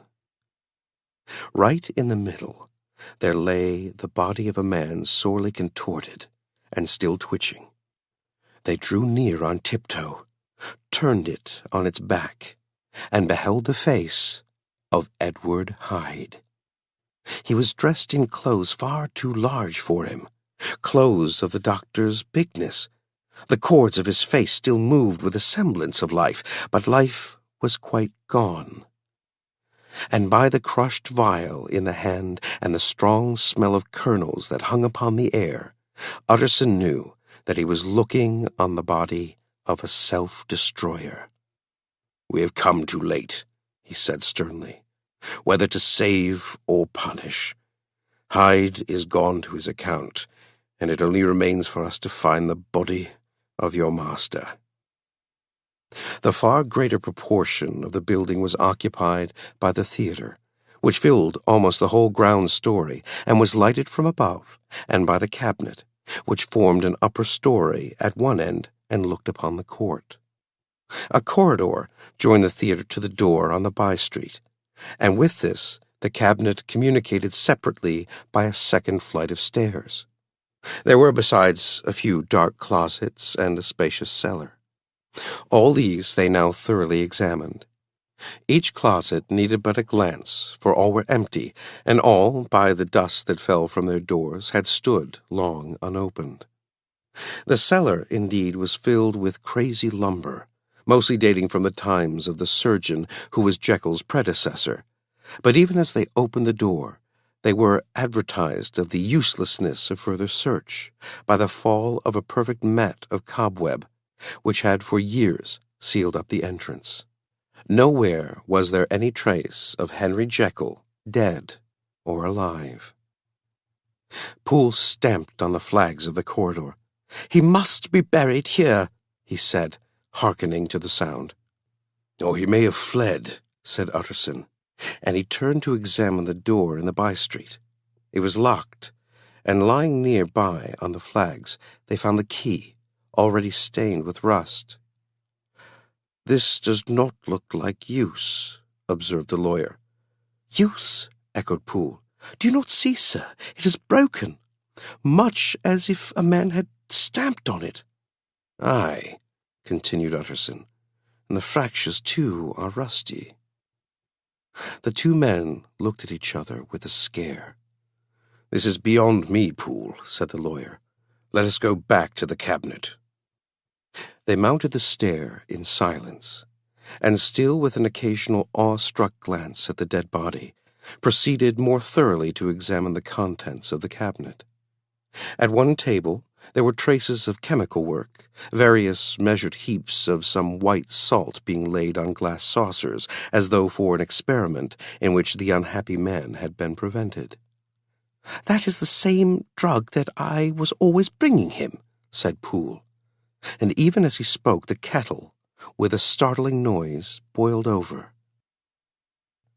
This brought them to the fireside, where the easy-chair was drawn cosily up, and the tea-things stood ready to the sitter's elbow, the very sugar in the cup. There were several books on a shelf. One lay beside the tea-things open, and Utterson was amazed to find it a copy of a pious work for which Jekyll had several times expressed a great esteem, annotated in his own hand with startling blasphemies. Next, in the course of their review of the chamber, the searchers came to the cheval-glass, into whose depths they looked with an involuntary horror. But it was so turned as to show them nothing but the rosy glow playing on the roof, the fire sparkling in 100 repetitions along the glazed front of the presses, and their own pale and fearful countenances, stooping to look in. "This glass has seen some strange things, sir," whispered Poole. "And surely none stranger than itself," echoed the lawyer in the same tones. "For what did Jekyll—" He caught himself up at the word with a start, and then, conquering the weakness, "What could Jekyll want with it?" he said. "You may say that," said Poole. Next, they turned to the business table. On the desk, among the neat array of papers, a large envelope was uppermost and bore in the doctor's hand the name of Mr. Utterson. The lawyer unsealed it, and several enclosures fell to the floor. The first was a will, drawn in the same eccentric terms as the one which he had returned 6 months before, to serve as a testament in case of death and as a deed of gift in case of disappearance. But in place of the name of Edward Hyde, the lawyer, with indescribable amazement, read the name of Gabriel John Utterson. He looked at Poole, and then back at the paper, and last of all at the dead malefactor stretched upon the carpet. "My head goes round," he said. "He has been all these days in possession. He had no cause to like me. He must have raged to see himself displaced, and he has not destroyed this document." He caught up the next paper. It was a brief note in the doctor's hand and dated at the top. "Oh, Poole," the lawyer cried. "He was alive, and here this day. He cannot have been disposed of in so short a space. He must still be alive. He must have fled. And then, why fled, and how? And in that case, can we venture to declare this suicide? Oh, we must be careful. I foresee that we may yet involve your master in some dire catastrophe." "Why don't you read it, sir?" asked Poole. "Because I fear," replied the lawyer solemnly. "God grant I have no cause for it." And with that, he brought the paper to his eyes and read as follows. "My dear Utterson, when this shall fall into your hands, I shall have disappeared. Under what circumstances I have not the penetration to foresee, but my instinct and all the circumstances of my nameless situation tell me that the end is sure and must be early. Go then, and first read the narrative which Lanyon warned me he was to place in your hands. And if you care to hear more, turn to the confession of your unworthy and unhappy friend, Henry Jekyll." "There was a third enclosure?" asked Utterson. "Here, sir," said Poole, and gave into his hands a considerable packet sealed in several places. The lawyer put it in his pocket. "I would say nothing of this paper. If your master has fled or is dead, we may at least save his credit. It is now 10. I must go home and read these documents in quiet, but I shall be back before midnight, when we shall send for the police." They went out, locking the door of the theatre behind them, and Utterson once more, leaving the servants gathered about the fire in the hall, trudged back to his office to read the two narratives in which this mystery was now to be explained.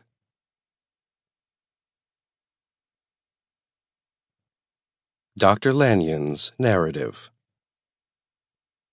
On the 9th of January, now 4 days ago, I received by the evening delivery a registered envelope, addressed in the hand of my colleague and old school companion, Henry Jekyll.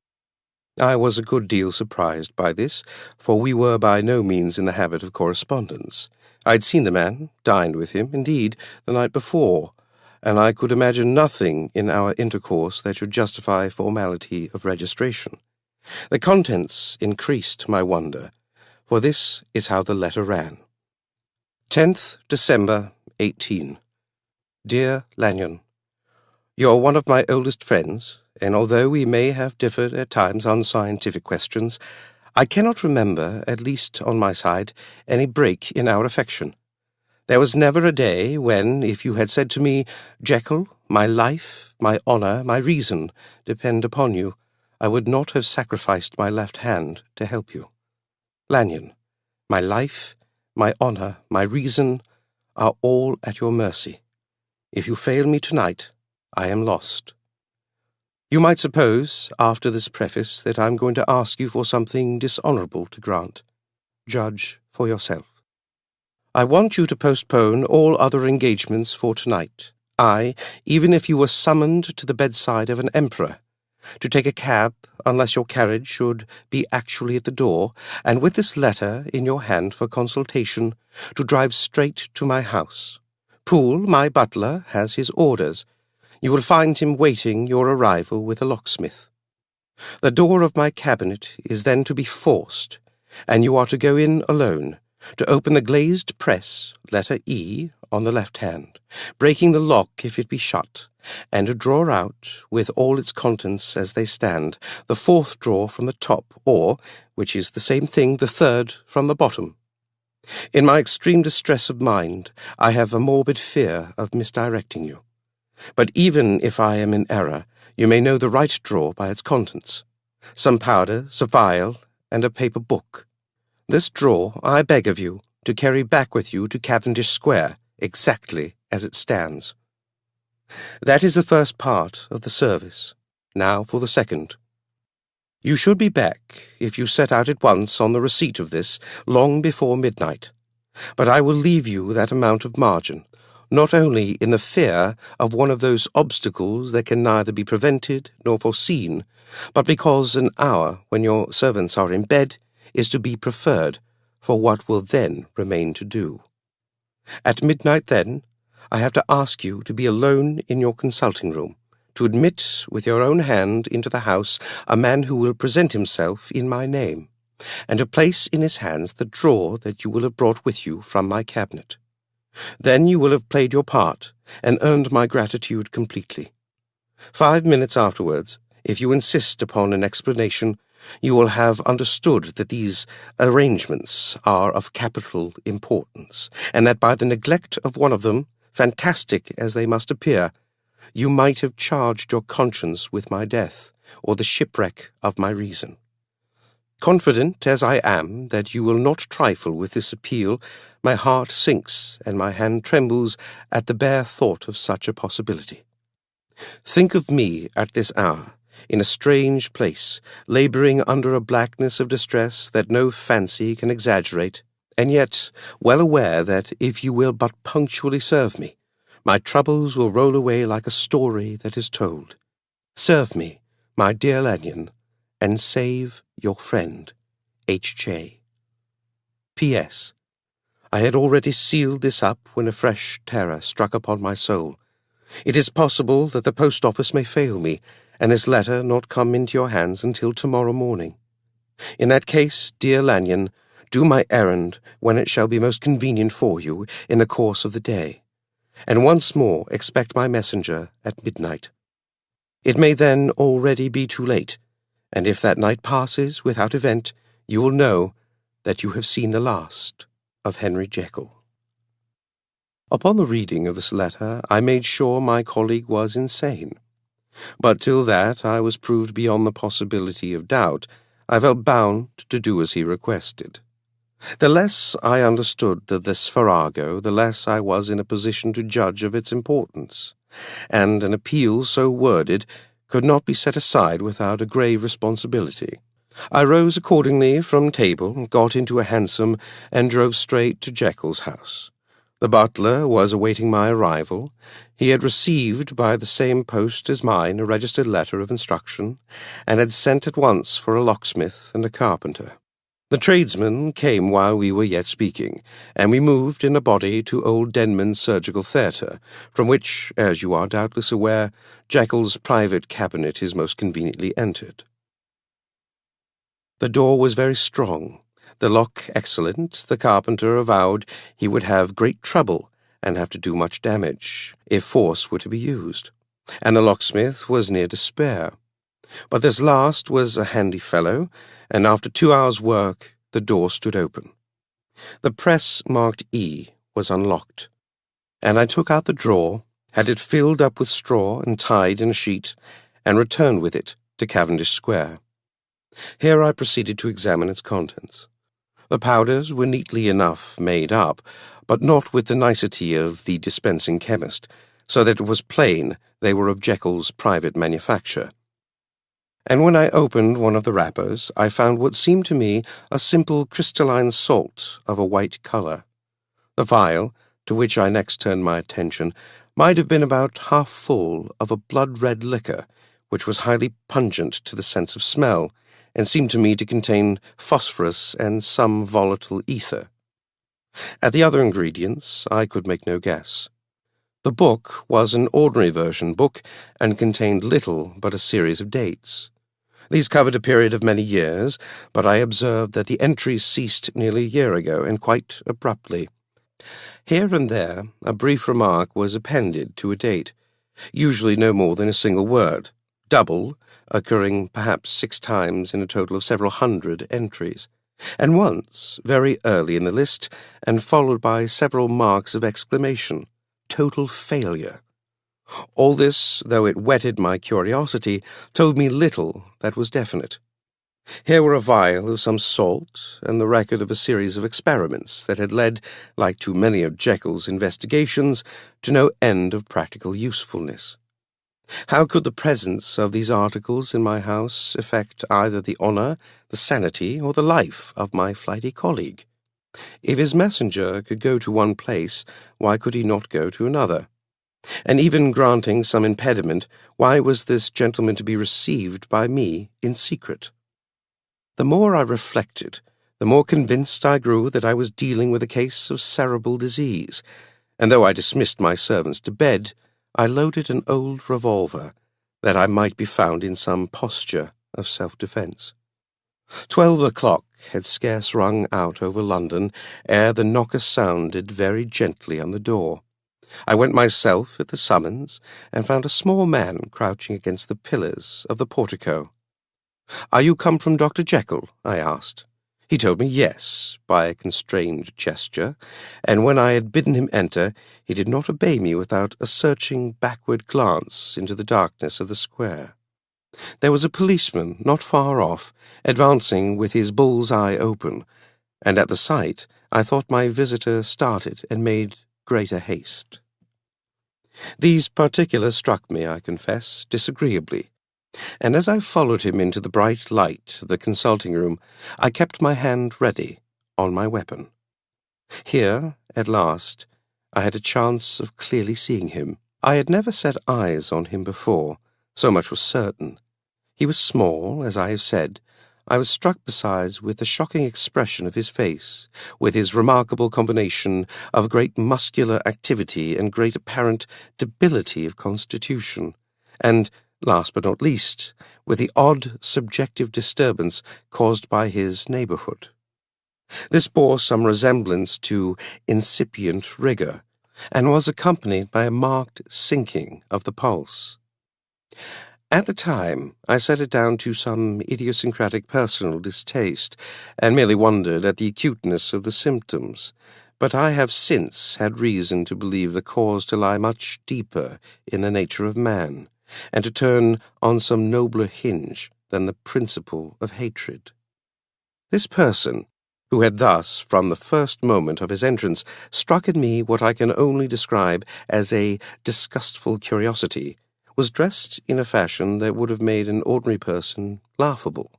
His clothes, that is to say, although they were of rich and sober fabric, were enormously too large for him in every measurement.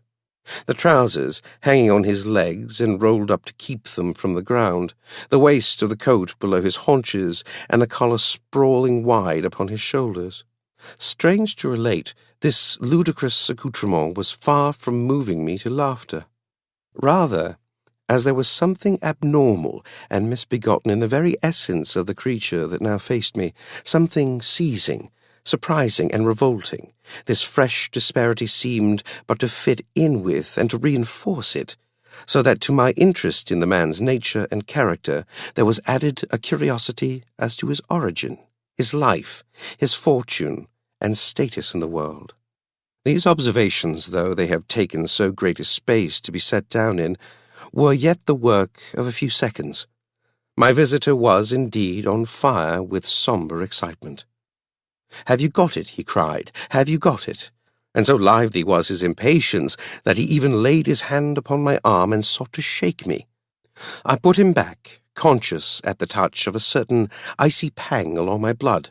"Come, sir," said I, "you forget that I have not yet the pleasure of your acquaintance. Be seated, if you please." And I showed him an example, and sat down myself in my customary seat, and with as fair an imitation of my ordinary manner to a patient as the lateness of the hour, the nature of my preoccupations, and the horror I had of my visitor would suffer me to muster. "I beg your pardon, Dr. Lanyon," he replied, civilly enough. "What you say is very well founded, and my impatience has shown its heels to my politeness. I come here at the instance of your colleague, Dr. Henry Jekyll, on a piece of business of some moment, and I understood." He paused and put his hand to his throat, and I could see, in spite of his collected manner, that he was wrestling against the approaches of the hysteria. I understood a drawer. But here I took pity on my visitor's suspense, and some perhaps on my own growing curiosity. "There it is, sir," said I, pointing to the drawer, where it lay on the floor behind a table and still covered with a sheet. He sprang to it, and then paused, and laid his hand upon his heart. I could hear his teeth grate with the convulsive action of his jaws, and his face was so ghastly to see that I grew alarmed both for his life and reason. "Compose yourself," said I. He turned a dreadful smile to me, and as if with the decision of despair, plucked away the sheet. At sight of the contents, he uttered one loud sob of such immense relief that I sat petrified. And the next moment, in a voice that was already fairly well under control, "Have you a graduated glass?" he asked. I rose from my place with something of an effort and gave him what he asked. He thanked me with a smiling nod, measured out a few minims of the red tincture, and added one of the powders. The mixture, which was at first of a reddish hue, began, in proportion as the crystals melted, to brighten in colour, to effervesce audibly, and to throw off small fumes of vapour. Suddenly, and at the same moment, the ebullition ceased, and the compound changed to a dark purple, which faded again more slowly to a watery green. My visitor, who had watched these metamorphoses with a keen eye, smiled, set down the glass upon the table, and then turned and looked upon me with an air of scrutiny. "And now," said he, "to settle what remains, will you be wise? Will you be guided? Will you suffer me to take this glass in my hand and to go forth from your house without further parley? Or has the greed of curiosity too much command of you? Think before you answer, for it shall be done as you decide. As you decide, you shall be left as you were before, and neither richer nor wiser, unless the sense of service rendered to a man in mortal distress may be counted as a kind of riches of the soul. Or if you shall so prefer to choose, a new province of knowledge and new avenues to fame and power shall be laid open to you, here, in this room, upon the instant, and your sight shall be blasted by a prodigy to stagger the unbelief of Satan." "Sir," said I, affecting a coolness that I was far from truly possessing, "you speak enigmas, and you will perhaps not wonder that I hear you with no very strong impression of belief, but I have gone too far in the way of inexplicable services to pause before I see the end." "It is well," replied my visitor. "Lanyon, you remember your vows. What follows is under the seal of our profession. And now, you who have so long been bound to the most narrow and material views, you who have denied the virtue of transcendental medicine, you who have derided your superiors, behold." He put the glass to his lips and drank at one gulp. A cry followed. He reeled, staggered, clutched at the table and held on, staring with injected eyes, gasping with open mouth, and as I looked there came, I thought, a change. He seemed to swell. His face became suddenly black, and the features seemed to melt and alter. And the next moment, I had sprung to my feet and leaped back against the wall, my arms raised to shield me from that prodigy, my mind submerged in terror.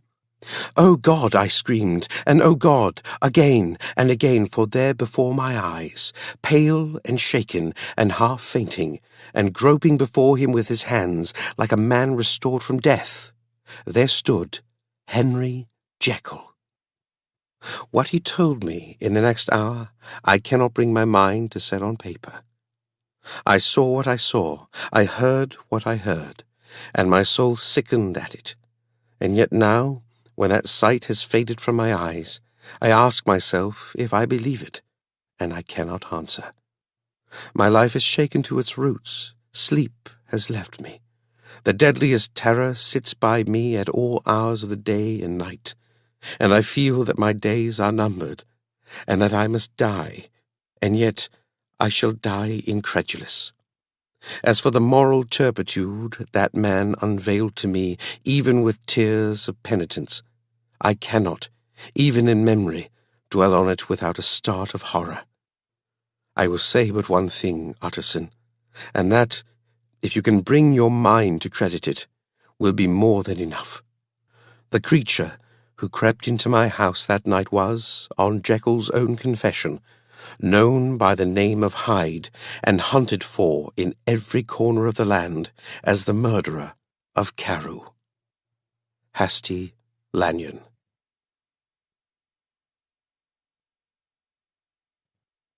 Henry Jekyll's full statement of the case. I was born in the year 18 to a large fortune, endowed besides with excellent parts, inclined by nature to industry, fond of the respect of the wise and good among my fellowmen, and thus, as might have been supposed, with every guarantee of an honourable and distinguished future. And indeed, the worst of my faults was a certain impatient gaiety of disposition, such as has made the happiness of many, but such as I found it hard to reconcile with my imperious desire to carry my head high, and wear a more than commonly grave countenance before the public. Hence it came about that I concealed my pleasures, and that when I reached years of reflection, and began to look round me and take stock of my progress and position in the world, I stood already committed to a profound duplicity of me.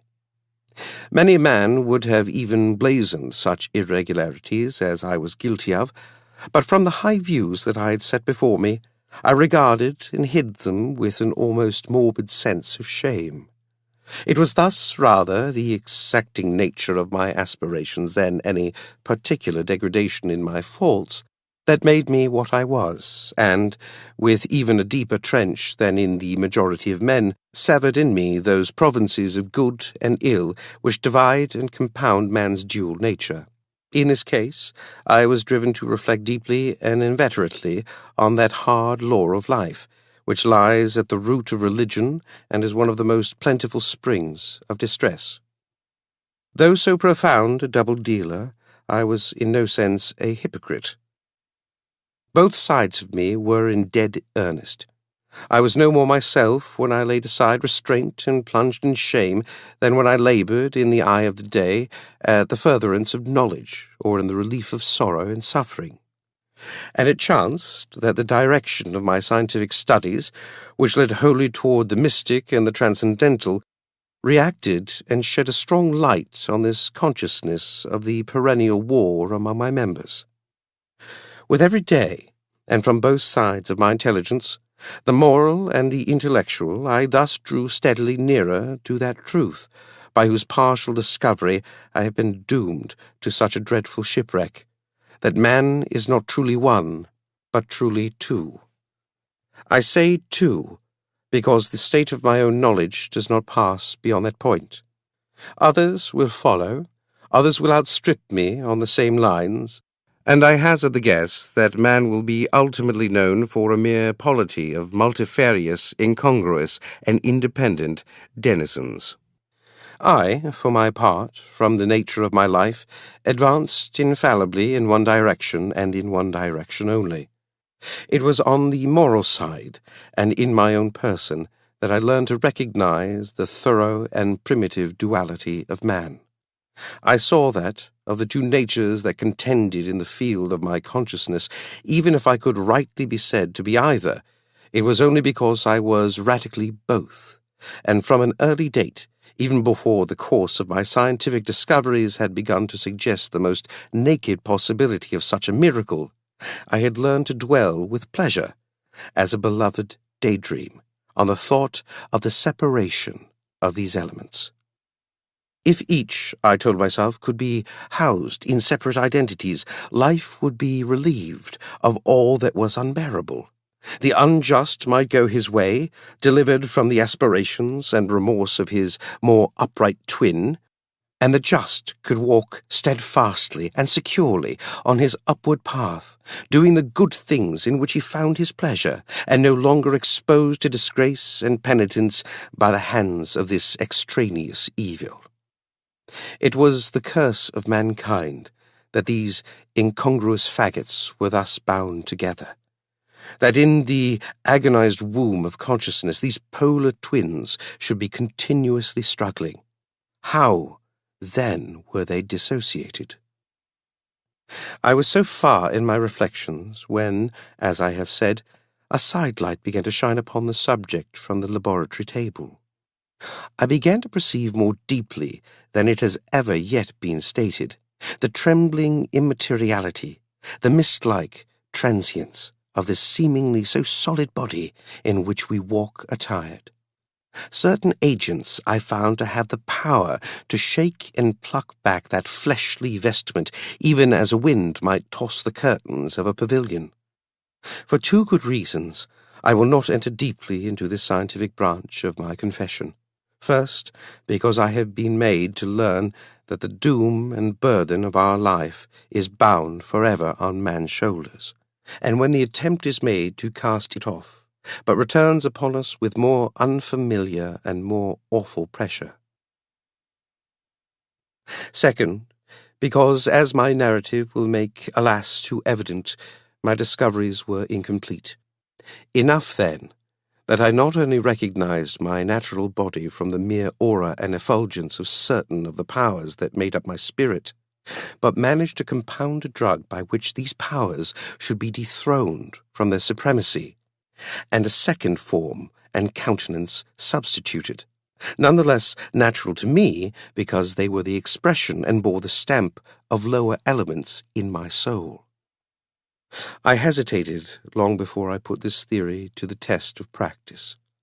I knew well that I risked death, for any drug that so potently controlled and shook the very fortress of identity might, by the least scruple of an overdose, or at the least inopportunity in the moment of exhibition, utterly blot out that immaterial tabernacle which I looked to it to change. But the temptation of a discovery so singular and profound at last overcame the suggestions of alarm. I had long since prepared my tincture. I purchased at once from a firm of wholesale chemists a large quantity of a particular salt which I knew, from my experiments, to be the last ingredient required. And late one accursed night, I compounded the elements, watched them boil and smoke together in the glass, and when the ebullition had subsided, with a strong glow of courage, drank off the potion. The most racking pangs succeeded. A grinding in the bones, deadly nausea, and a horror of the spirit that cannot be exceeded at the hour of birth or death. Then these agonies began swiftly to subside, and I came to myself as if out of a great sickness. There was something strange in my sensations, something indescribably new, and, from its very novelty, incredibly sweet. I felt younger, lighter, happier in body. Within I was conscious of a heady recklessness, a current of disordered sensual images running like a mill race in my fancy, a solution of the bonds of obligation, an unknown but not an innocent freedom of the soul. I knew myself, at the first breath of this new life, to be more wicked, tenfold more wicked, sold a slave to my original evil, and the thought in that moment braced and delighted me like wine. I stretched out my hands, exulting in the freshness of these sensations, and in the act I was suddenly aware that I had lost in stature. There was no mirror at that date in my room. That which stands beside me as I write was brought there later on, and for the very purpose of these transformations. The night, however, was far gone into the morning. The morning, black as it was nearly ripe for the conception of the day. The inmates of my house were locked in the most rigorous hours of slumber, and I determined, flushed as I was with hope and triumph, to venture in my new shape as far as to my bedroom. I crossed the yard, wherein the constellations looked down upon me. I could have thought with wonder, the first creature of that sort, that their unsleeping vigilance had yet disclosed to them. I stole through the corridors, a stranger in my own house, and coming to my room, I saw for the first time the appearance of Edward Hyde. I must here speak by theory alone, saying not that which I know, but that which I suppose to be the most probable. The evil side of my nature, to which I had now transferred the stamping efficacy, was less robust and less developed than the good which I had just deposed. Again, in the course of my life, which had been, after all, 9/10 a life of effort, virtue, and control, it had been much less exercised and much less exhausted. And hence, as I think, it came about that Edward Hyde was so much smaller, slighter, and younger than Henry Jekyll. Even as good shone upon the countenance of the one, evil was written broadly and plainly on the face of the other. Evil, besides, which I must still believe to be the lethal side of man, had left on that body an imprint of deformity and decay. And yet, when I looked upon that ugly idol in the glass, I was conscious of no repugnance, rather of a leap of welcome. This, too, was myself. It seemed natural and human. In my eyes it bore a livelier image of the spirit. It seemed more express and single than the imperfect and divided countenance I had been hitherto accustomed to call mine. And in so far I was doubtless right. I have observed that when I wore the semblance of Edward Hyde, none could come near me at first without a visible misgiving of the flesh.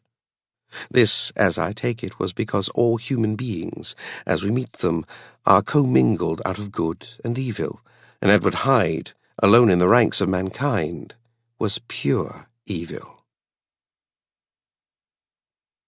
I lingered but a moment at the mirror. The second and conclusive experiment had yet to be attempted. It yet remained to be seen if I had lost my identity beyond redemption, and must flee before daylight from a house that was no longer mine, and hurrying back to my cabinet, I once more prepared and drank the cup, once more suffered the pangs of dissolution, and came to myself once more with the character, the stature, and the face of Henry Jekyll. That night I had come to the fatal crossroads. Had I approached my discovery in a more noble spirit, had I risked the experiment while under the empire of generous or pious aspirations, all must have been otherwise. And from these agonies of death and birth, I had come forth an angel instead of a fiend. The drug had no discriminating action. It was neither diabolical nor divine, but shook the doors of the prison-house of my disposition, and like the captives of Philippi, that which stood within ran forth. At that time my virtue slumbered, my evil, kept awake by ambition, was alert and swift to seize the occasion, and the thing that was projected was Edward Hyde. Hence, although I had now two characters as well as two appearances, one was wholly evil, and the other was still the old Henry Jekyll, that incongruous compound of whose reformation and improvement I had already learned to despair. The movement was thus wholly toward the worse. Even at that time, I had not conquered my aversions to the dryness of a life of study. I would still be merrily disposed at times, and, as my pleasures were, to say the least, undignified, and I was not only well known and highly considered, but growing towards the elderly man, this incoherency of my life was daily growing more unwelcome. It was on this side that my new power tempted me until I fell in slavery. I had but to drink the cup, to doff at once the body of the noted professor, and to assume, like a thick cloak, that of Edward Hyde. I smiled at the notion. It seemed to me at the time to be humorous, and I made my preparations with the most studious care. I took and furnished that house in Soho, to which Hyde was tracked by the police, and engaged as a housekeeper a creature whom I knew well to be silent and unscrupulous. On the other side, I announced to my servants that a Mr. Hyde, whom I described, was to have full liberty and power about my house in the square. And to parry mishaps, I even called and made myself a familiar object in my second character. I next drew up that will to which you so much objected, so that if anything befell me in the person of Dr. Jekyll, I could enter on that of Edward Hyde without pecuniary loss. And thus fortified, as I suppose, on every side, I began to profit by the strange immunities of my position. Men have before hired bravos to transact their crimes, while their own person and reputation sat under shelter. I was the first that ever did so for his pleasures. I was the first that could plod in the public eye with a load of genial respectability, and in a moment, like a schoolboy, strip off these lendings and spring headlong into a sea of liberty. But for me, in my impenetrable mantle, the safety was complete. Think of it. I did not even exist. Let me but escape into my laboratory door, give me but a second or two to mix and swallow the draught that I had always standing ready, and whatever he had done, Edward Hyde would pass away like the stain of breath upon a mirror, and there, in his stead, quietly at home, trimming the midnight lamp in his study, a man who could afford to laugh at suspicion, would be Henry Jekyll. The pleasures which I made haste to seek in my disguise were, as I have said, undignified. I would scarce use a harder term. But in the hands of Edward Hyde, they soon began to turn toward the monstrous. When I would come back from these excursions, I was often plunged into a kind of wonder at my vicarious depravity. This familiar that I called out of my own soul, and sent forth alone to do his good pleasure, was a being inherently malign and villainous. His every act and thought centred on self, drinking pleasure with bestial avidity from any degree of torture to another, relentless like a man of stone. Henry Jekyll stood at times aghast before the acts of Edward Hyde. But the situation was apart from the ordinary laws, and insidiously relaxed the grasp of conscience. It was Hyde, after all, and Hyde alone, that was guilty. Jekyll was no worse. He woke again to his good qualities seemingly unimpaired. He would even make haste, where it was possible, to undo the evil done by Hyde, and thus his conscience slumbered.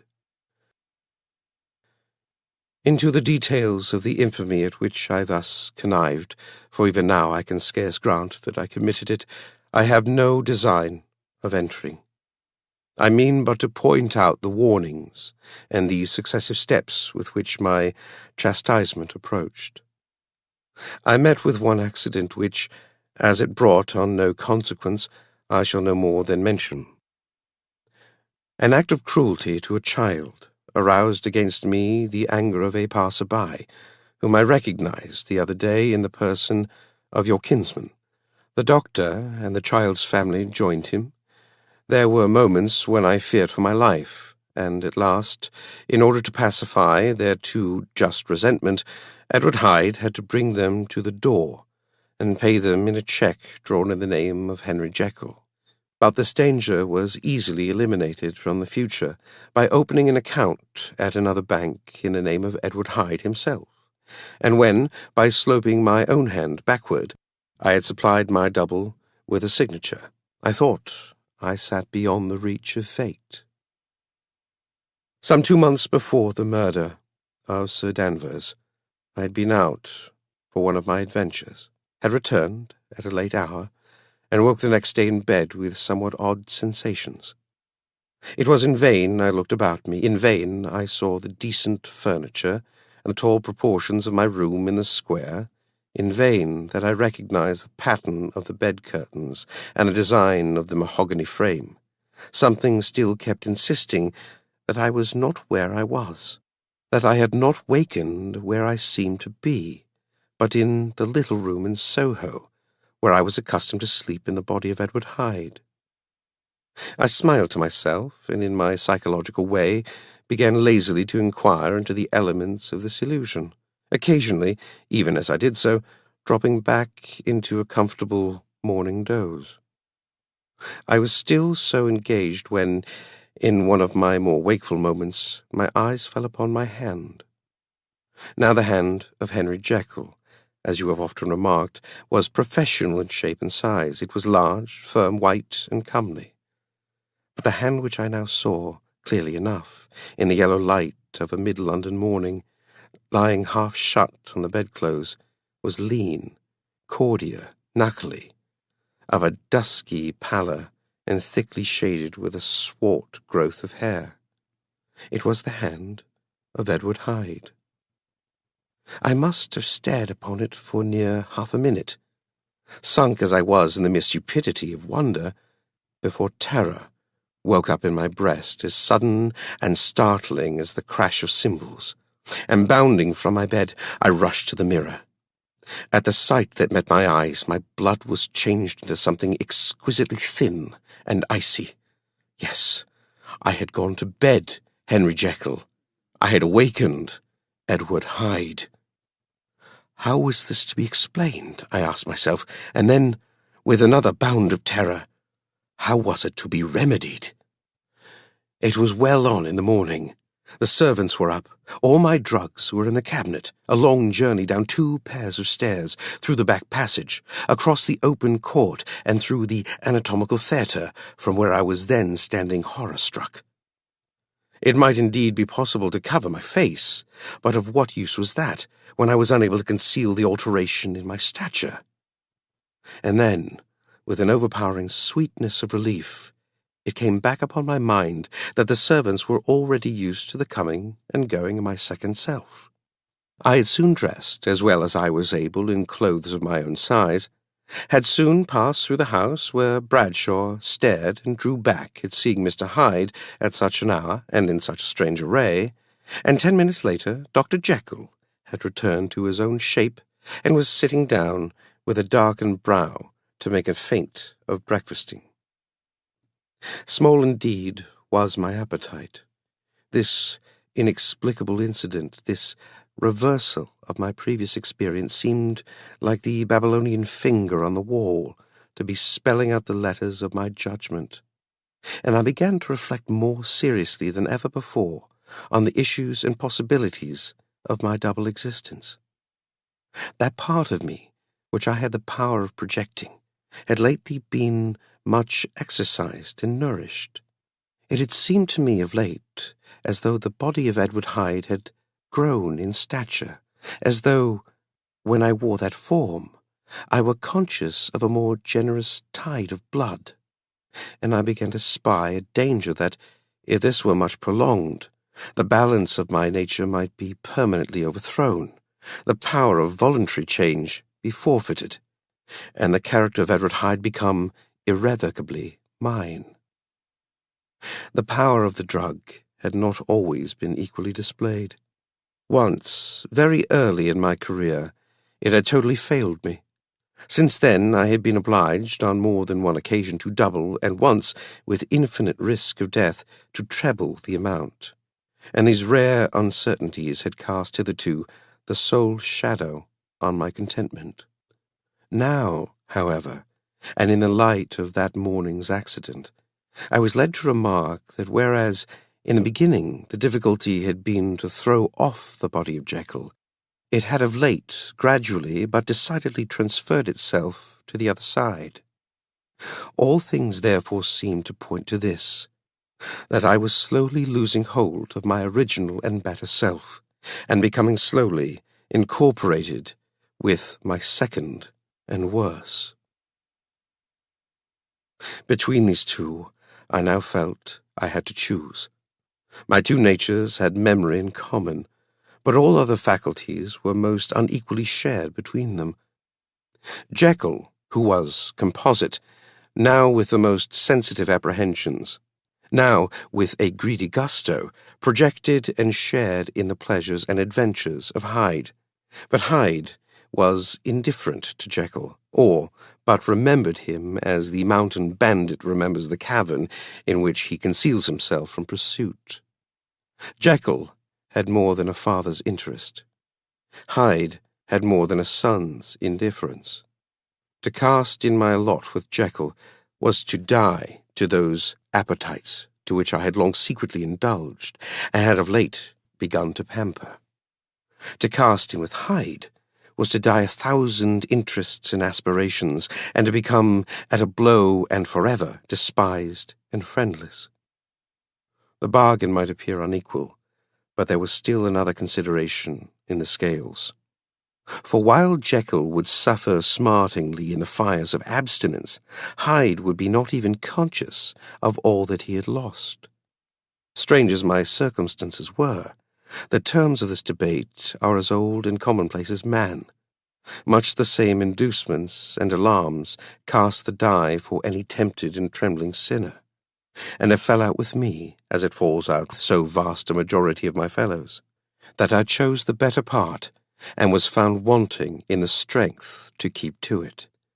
Yes, I preferred the elderly and discontented doctor, surrounded by friends and cherishing honest hopes, and bade a resolute farewell to the liberty, the comparative youth, the light step, leaping impulses, and secret pleasures that I had enjoyed in the disguise of Hyde.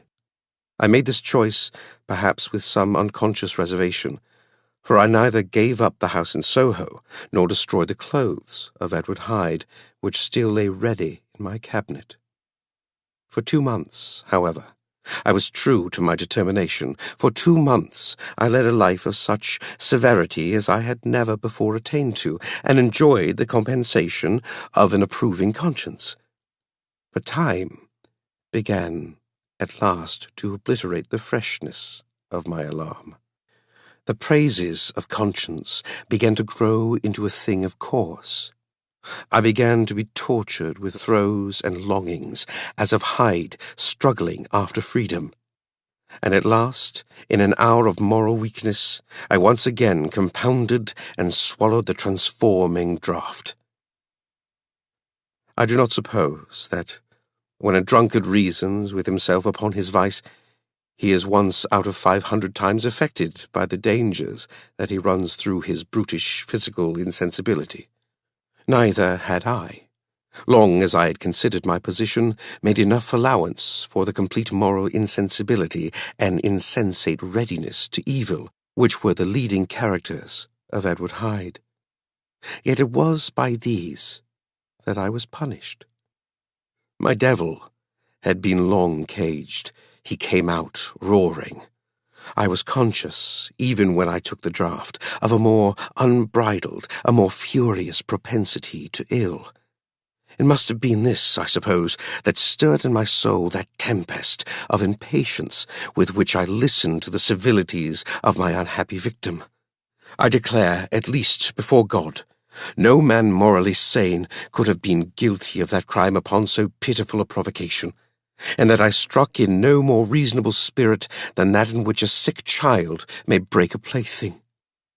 But I had voluntarily stripped myself of all those balancing instincts by which even the worst of us continues to walk with some degree of steadiness among temptations, and in my case, to be tempted, however slightly, was to fall.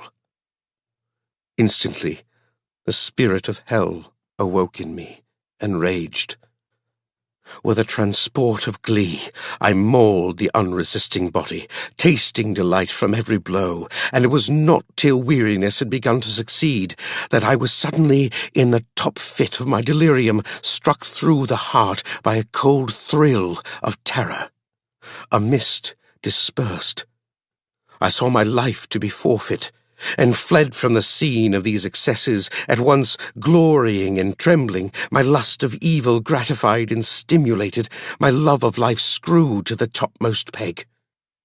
I ran to the house in Soho, and, to make assurance doubly sure, destroyed my papers. Thence I set out through the lamplit streets, in the same divided ecstasy of mind, gloating on my crime, light-headedly devising others in the future, and yet still hastening and still hearkening in my wake for the steps of the avenger. Hyde had a song upon his lips as he compounded the draught, and as he drank it, pledged the dead man. The pangs of transformation had not done tearing him, before Henry Jekyll, with streaming tears of gratitude and remorse, had fallen upon his knees and lifted his clasped hands to God. The veil of self-indulgence was rent from head to foot. I saw my life as a whole. I followed it up from the days of childhood, when I had walked with my father's hand, and through the self-denying toils of my professional life, to arrive again and again with the same sense of unreality at the damned horrors of the evening. I could have screamed aloud. I sought with tears and prayers to smother down the crowd of hideous images and sounds with which my memory swarmed against me, and still, between the petitions, the ugly face of my iniquity stared into my soul. As the acuteness of this remorse began to die away, it was succeeded by a sense of joy. The problem of my conduct was solved. Hyde was thenceforth impossible. Whether I would or not, I was now confined to the better part of my existence. And oh, how I rejoiced to think of it! With what willing humility I embraced anew the restrictions of natural life. With what sincere renunciation I locked the door by which I had so often gone and come, and ground the key under my heel. The next day came the news that the murder had been overlooked, that the guilt of Hyde was patent to the world, and that the victim was a man high in public estimation. It was not only a crime, it had been a tragic folly. I think I was glad to know it. I think I was glad to have my better impulses thus buttressed and guarded by the terrors of the scaffold. Jekyll was now my city of refuge. Let but Hyde peep out an instant, and the hands of all men would be raised to take and slay him. I resolved in my future conduct to redeem the past, and I can say with honesty that my resolve was fruitful of some good. You know yourself how earnestly, in the last months of the last year, I laboured to relieve suffering. You know that much was done for others, and that the days passed quietly, almost happily for myself. Nor can I truly say that I wearied of this beneficent and innocent life. I think instead that I daily enjoyed it more completely. But I was still cursed with my duality of purpose, and as the first edge of my penitence wore off, the lower side of me, so long indulged, so recently chained down, began to growl for license. Not that I dreamed of resuscitating Hyde. The bare idea of that would startle me to frenzy. No, it was in my own person that I was once more tempted to trifle with my conscience. And it was as an ordinary secret sinner that I at last fell before the assaults of temptation. There comes an end to all things. The most capacious measure is filled at last, and this brief condescension to my evil finally destroyed the balance of my soul. And yet I was not alarmed. The fall seemed natural, like a return to the old days before I had made my discovery. It was a fine, clear January day, wet underfoot where the frost had melted, but cloudless overhead, and the Regent's Park was full of winter chirrupings and sweet with spring odours. I sat in the sun on a bench, the animal within me licking the chops of memory, the spiritual side a little drowsed, promising subsequent penitence, but not yet moved to begin.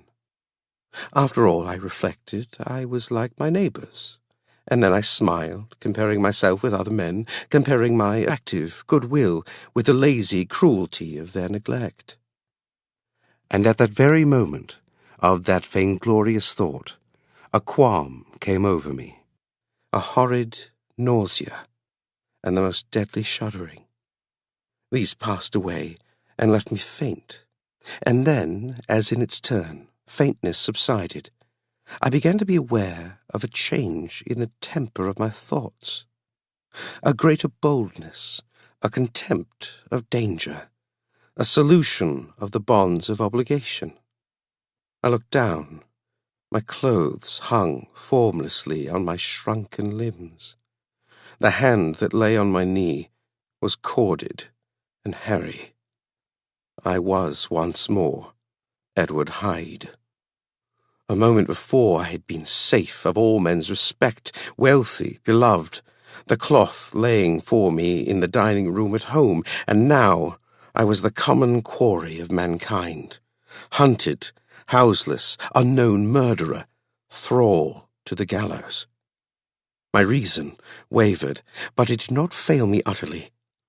I have more than once observed that in my second character my faculties seemed sharpened to a point, and my spirits more tensely elastic. Thus it came about that where Jekyll perhaps might have succumbed, Hyde rose to the importance of the moment. My drugs were in one of the presses of my cabinet. How was I to reach them? That was the problem that, crushing my temples in my hands, I set myself to solve. The laboratory door I had closed. If I had sought to enter by the house, my own servants would consign me to the gallows. I saw I must employ another hand, and thought of Lanyon. How was he to be reached? How persuaded? Supposing that I escaped capture in the streets, how was I to make my way into his presence? And how should I, an unknown and displeasing visitor, prevail on the famous physician to rifle the study of his colleague, Dr. Jekyll? Then I remembered that of my original character, one part remained to me. I could write my own hand. And once I had conceived that kindling spark, the way that I must follow became lighted up from end to end. Thereupon I arranged my clothes as best I could, and summoning a passing hansom, drove to an hotel in Portland Street, the name of which I chanced to remember. At my appearance, which was indeed comical enough, however tragic a fate these garments covered, the driver could not conceal his mirth. I gnashed my teeth upon him with a gust of devilish fury, and the smile withered from his face, happily for him, yet more happily for myself, for in another instant I had certainly dragged him from his perch. At the inn, as I entered, I looked about me with so black a countenance as made the attendants tremble. Not a look did they exchange in my presence, but obsequiously took my orders, led me to a private room, and brought me wherewithal to write. Hyde, in danger of his life, was a creature new to me, shaken with inordinate anger, strung to the pitch of murder, lusting to inflict pain.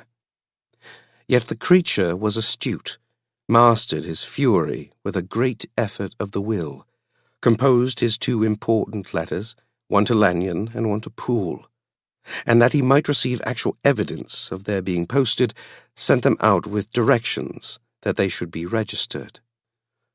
Thenceforward he sat all day over the fire in the private room, gnawing his nails. There he dined, sitting alone with his fears, the waiter visibly quailing before his eye, and thence, when the night was fully come, he set forth in the corner of a closed cab, and was driven to and fro about the streets of the city. He, I say, I cannot say I. That child of hell had nothing human, nothing lived in him but fear and hatred, and when at last, thinking the driver had begun to grow suspicious, he discharged the cab and ventured on foot, attired in his misfitting clothes, an object marked out for observation, into the midst of the nocturnal passengers. These two base passions raged within him like a tempest. He walked fast, hunted by his fears, chattering to himself, skulking through the less frequented thoroughfares, counting the minutes that still divided him from midnight. Once a woman spoke to him, offering, I think, a box of lights. He smote her in the face, and she fled. When I came to myself at Lanyon's, the horror of my old friend perhaps affected me somewhat. I do not know, it was at least but a drop in the sea to the abhorrence with which I looked back upon these hours. A change had come over me. It was no longer the fear of the gallows. It was the horror of being Hyde that racked me. I received Lanyon's condemnation partly in a dream. It was partly in a dream that I came home to my own house and got into bed. I slept after the prostration of the day with a stringent and profound slumber which not even the nightmares that wrung me could avail to break. I awoke in the morning shaken, weakened, but refreshed. I still hated and feared the thought of the brute that slept within me, and I had not, of course, forgotten the appalling dangers of the day before, but I was once more at home, in my own house, and close to my drugs, and gratitude for my escape shone so strongly in my soul that it almost rivaled the brightness of hope. I was stepping leisurely across the court after breakfast, drinking the chill of the air with pleasure, when I was seized again with those indescribable sensations that heralded the change, and I had but the time to gain the shelter of my cabinet before I was once again raging and freezing with the passions of Hyde.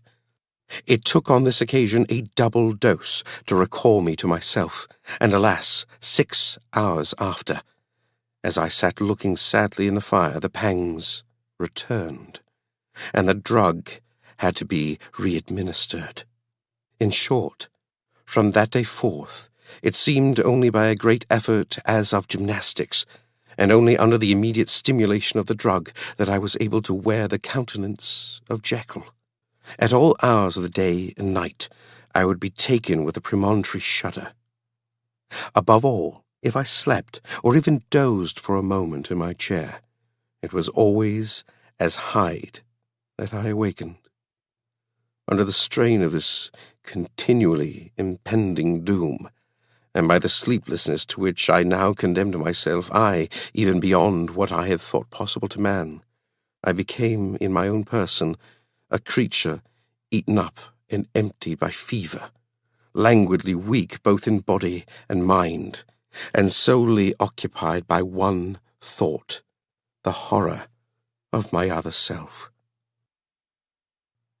But when I slept, or when the virtue of the medicine wore off, I would leap almost without transition, for the pangs of transformation grew daily less marked, into the possession of a fancy brimming with images of terror, a soul boiling with causeless hatreds, and a body that seemed not strong enough to contain the raging energies of life. The powers of Hyde seemed to have grown with the sickliness of Jekyll, and certainly the hate that now divided them was equal on each side. With Jekyll, it was a thing of vital instinct. He had now seen the full deformity of that creature that shared with him some of the phenomena of consciousness, and was co-heir with him to death. And beyond these links of community, which in themselves made the most poignant part of his distress, he thought of Hyde, for all his energy of life, as of something not only hellish, but inorganic. This was the shocking thing, that this slime of the pit seemed to utter cries and voices, that the amorphous dust gesticulated and sinned, that what was dead and had no shape should usurp the offices of life, and this again, that insurgent horror was knit to him closer than a wife, closer than an eye, lay caged in his flesh, where he heard it mutter and felt it struggle to be born, and at every hour of weakness, and in the confidence of slumber, prevailed against him and deposed him out of life. The hatred of Hyde for Jekyll was of a different order. His terror of the gallows drove him continually to commit temporary suicide, and return to his subordinate station of a part instead of a person. But he loathed the necessity, he loathed the despondency into which Jekyll was now fallen, and he resented the dislike with which he was himself regarded. Hence the ape-like tricks that he would play me, scrawling in my own hand blasphemies on the pages of my books, burning the letters and destroying the portrait of my father, and indeed, had it not been for his fear of death, he would long ago have ruined himself in order to involve me in the ruin. But his love of me is wonderful. I go further. I, who sicken and freeze at the mere thought of him, when I recall the abjection and passion of this attachment, and when I know how he fears my power to cut him off by suicide, I find it in my heart to pity him. It is useless, and the time awfully fails me to prolong this description. No one has ever suffered such torments. Let that suffice, and yet even to these, habit brought no, not alleviation, but a certain callousness of soul, a certain acquiescence of despair, and my punishment might have gone on for years, but for the last calamity which has now fallen, and which has finally severed me from my own face and nature. My provision of the sort, which had never been renewed since the date of the first experiment, began to run low. I sent out for a fresh supply and mixed the draught. The ebullition followed, and the first change of colour, not the second. I drank it, and it was without efficiency. You will learn from Poole how I have had London ransacked.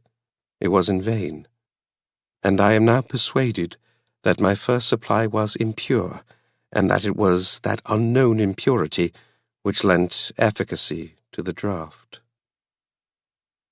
About a week has passed, and I am now finishing this statement under the influence of the last of the old powders. This, then, is the last time, short of a miracle, that Henry Jekyll can think his own thoughts or see his own face, now how sadly altered in the glass. Nor must I delay too long to bring my writing to an end, for if my narrative has hitherto escaped destruction, it has been by a combination of great prudence and great good luck. Should the throes of change take me in the act of writing it, Hyde will tear it in pieces.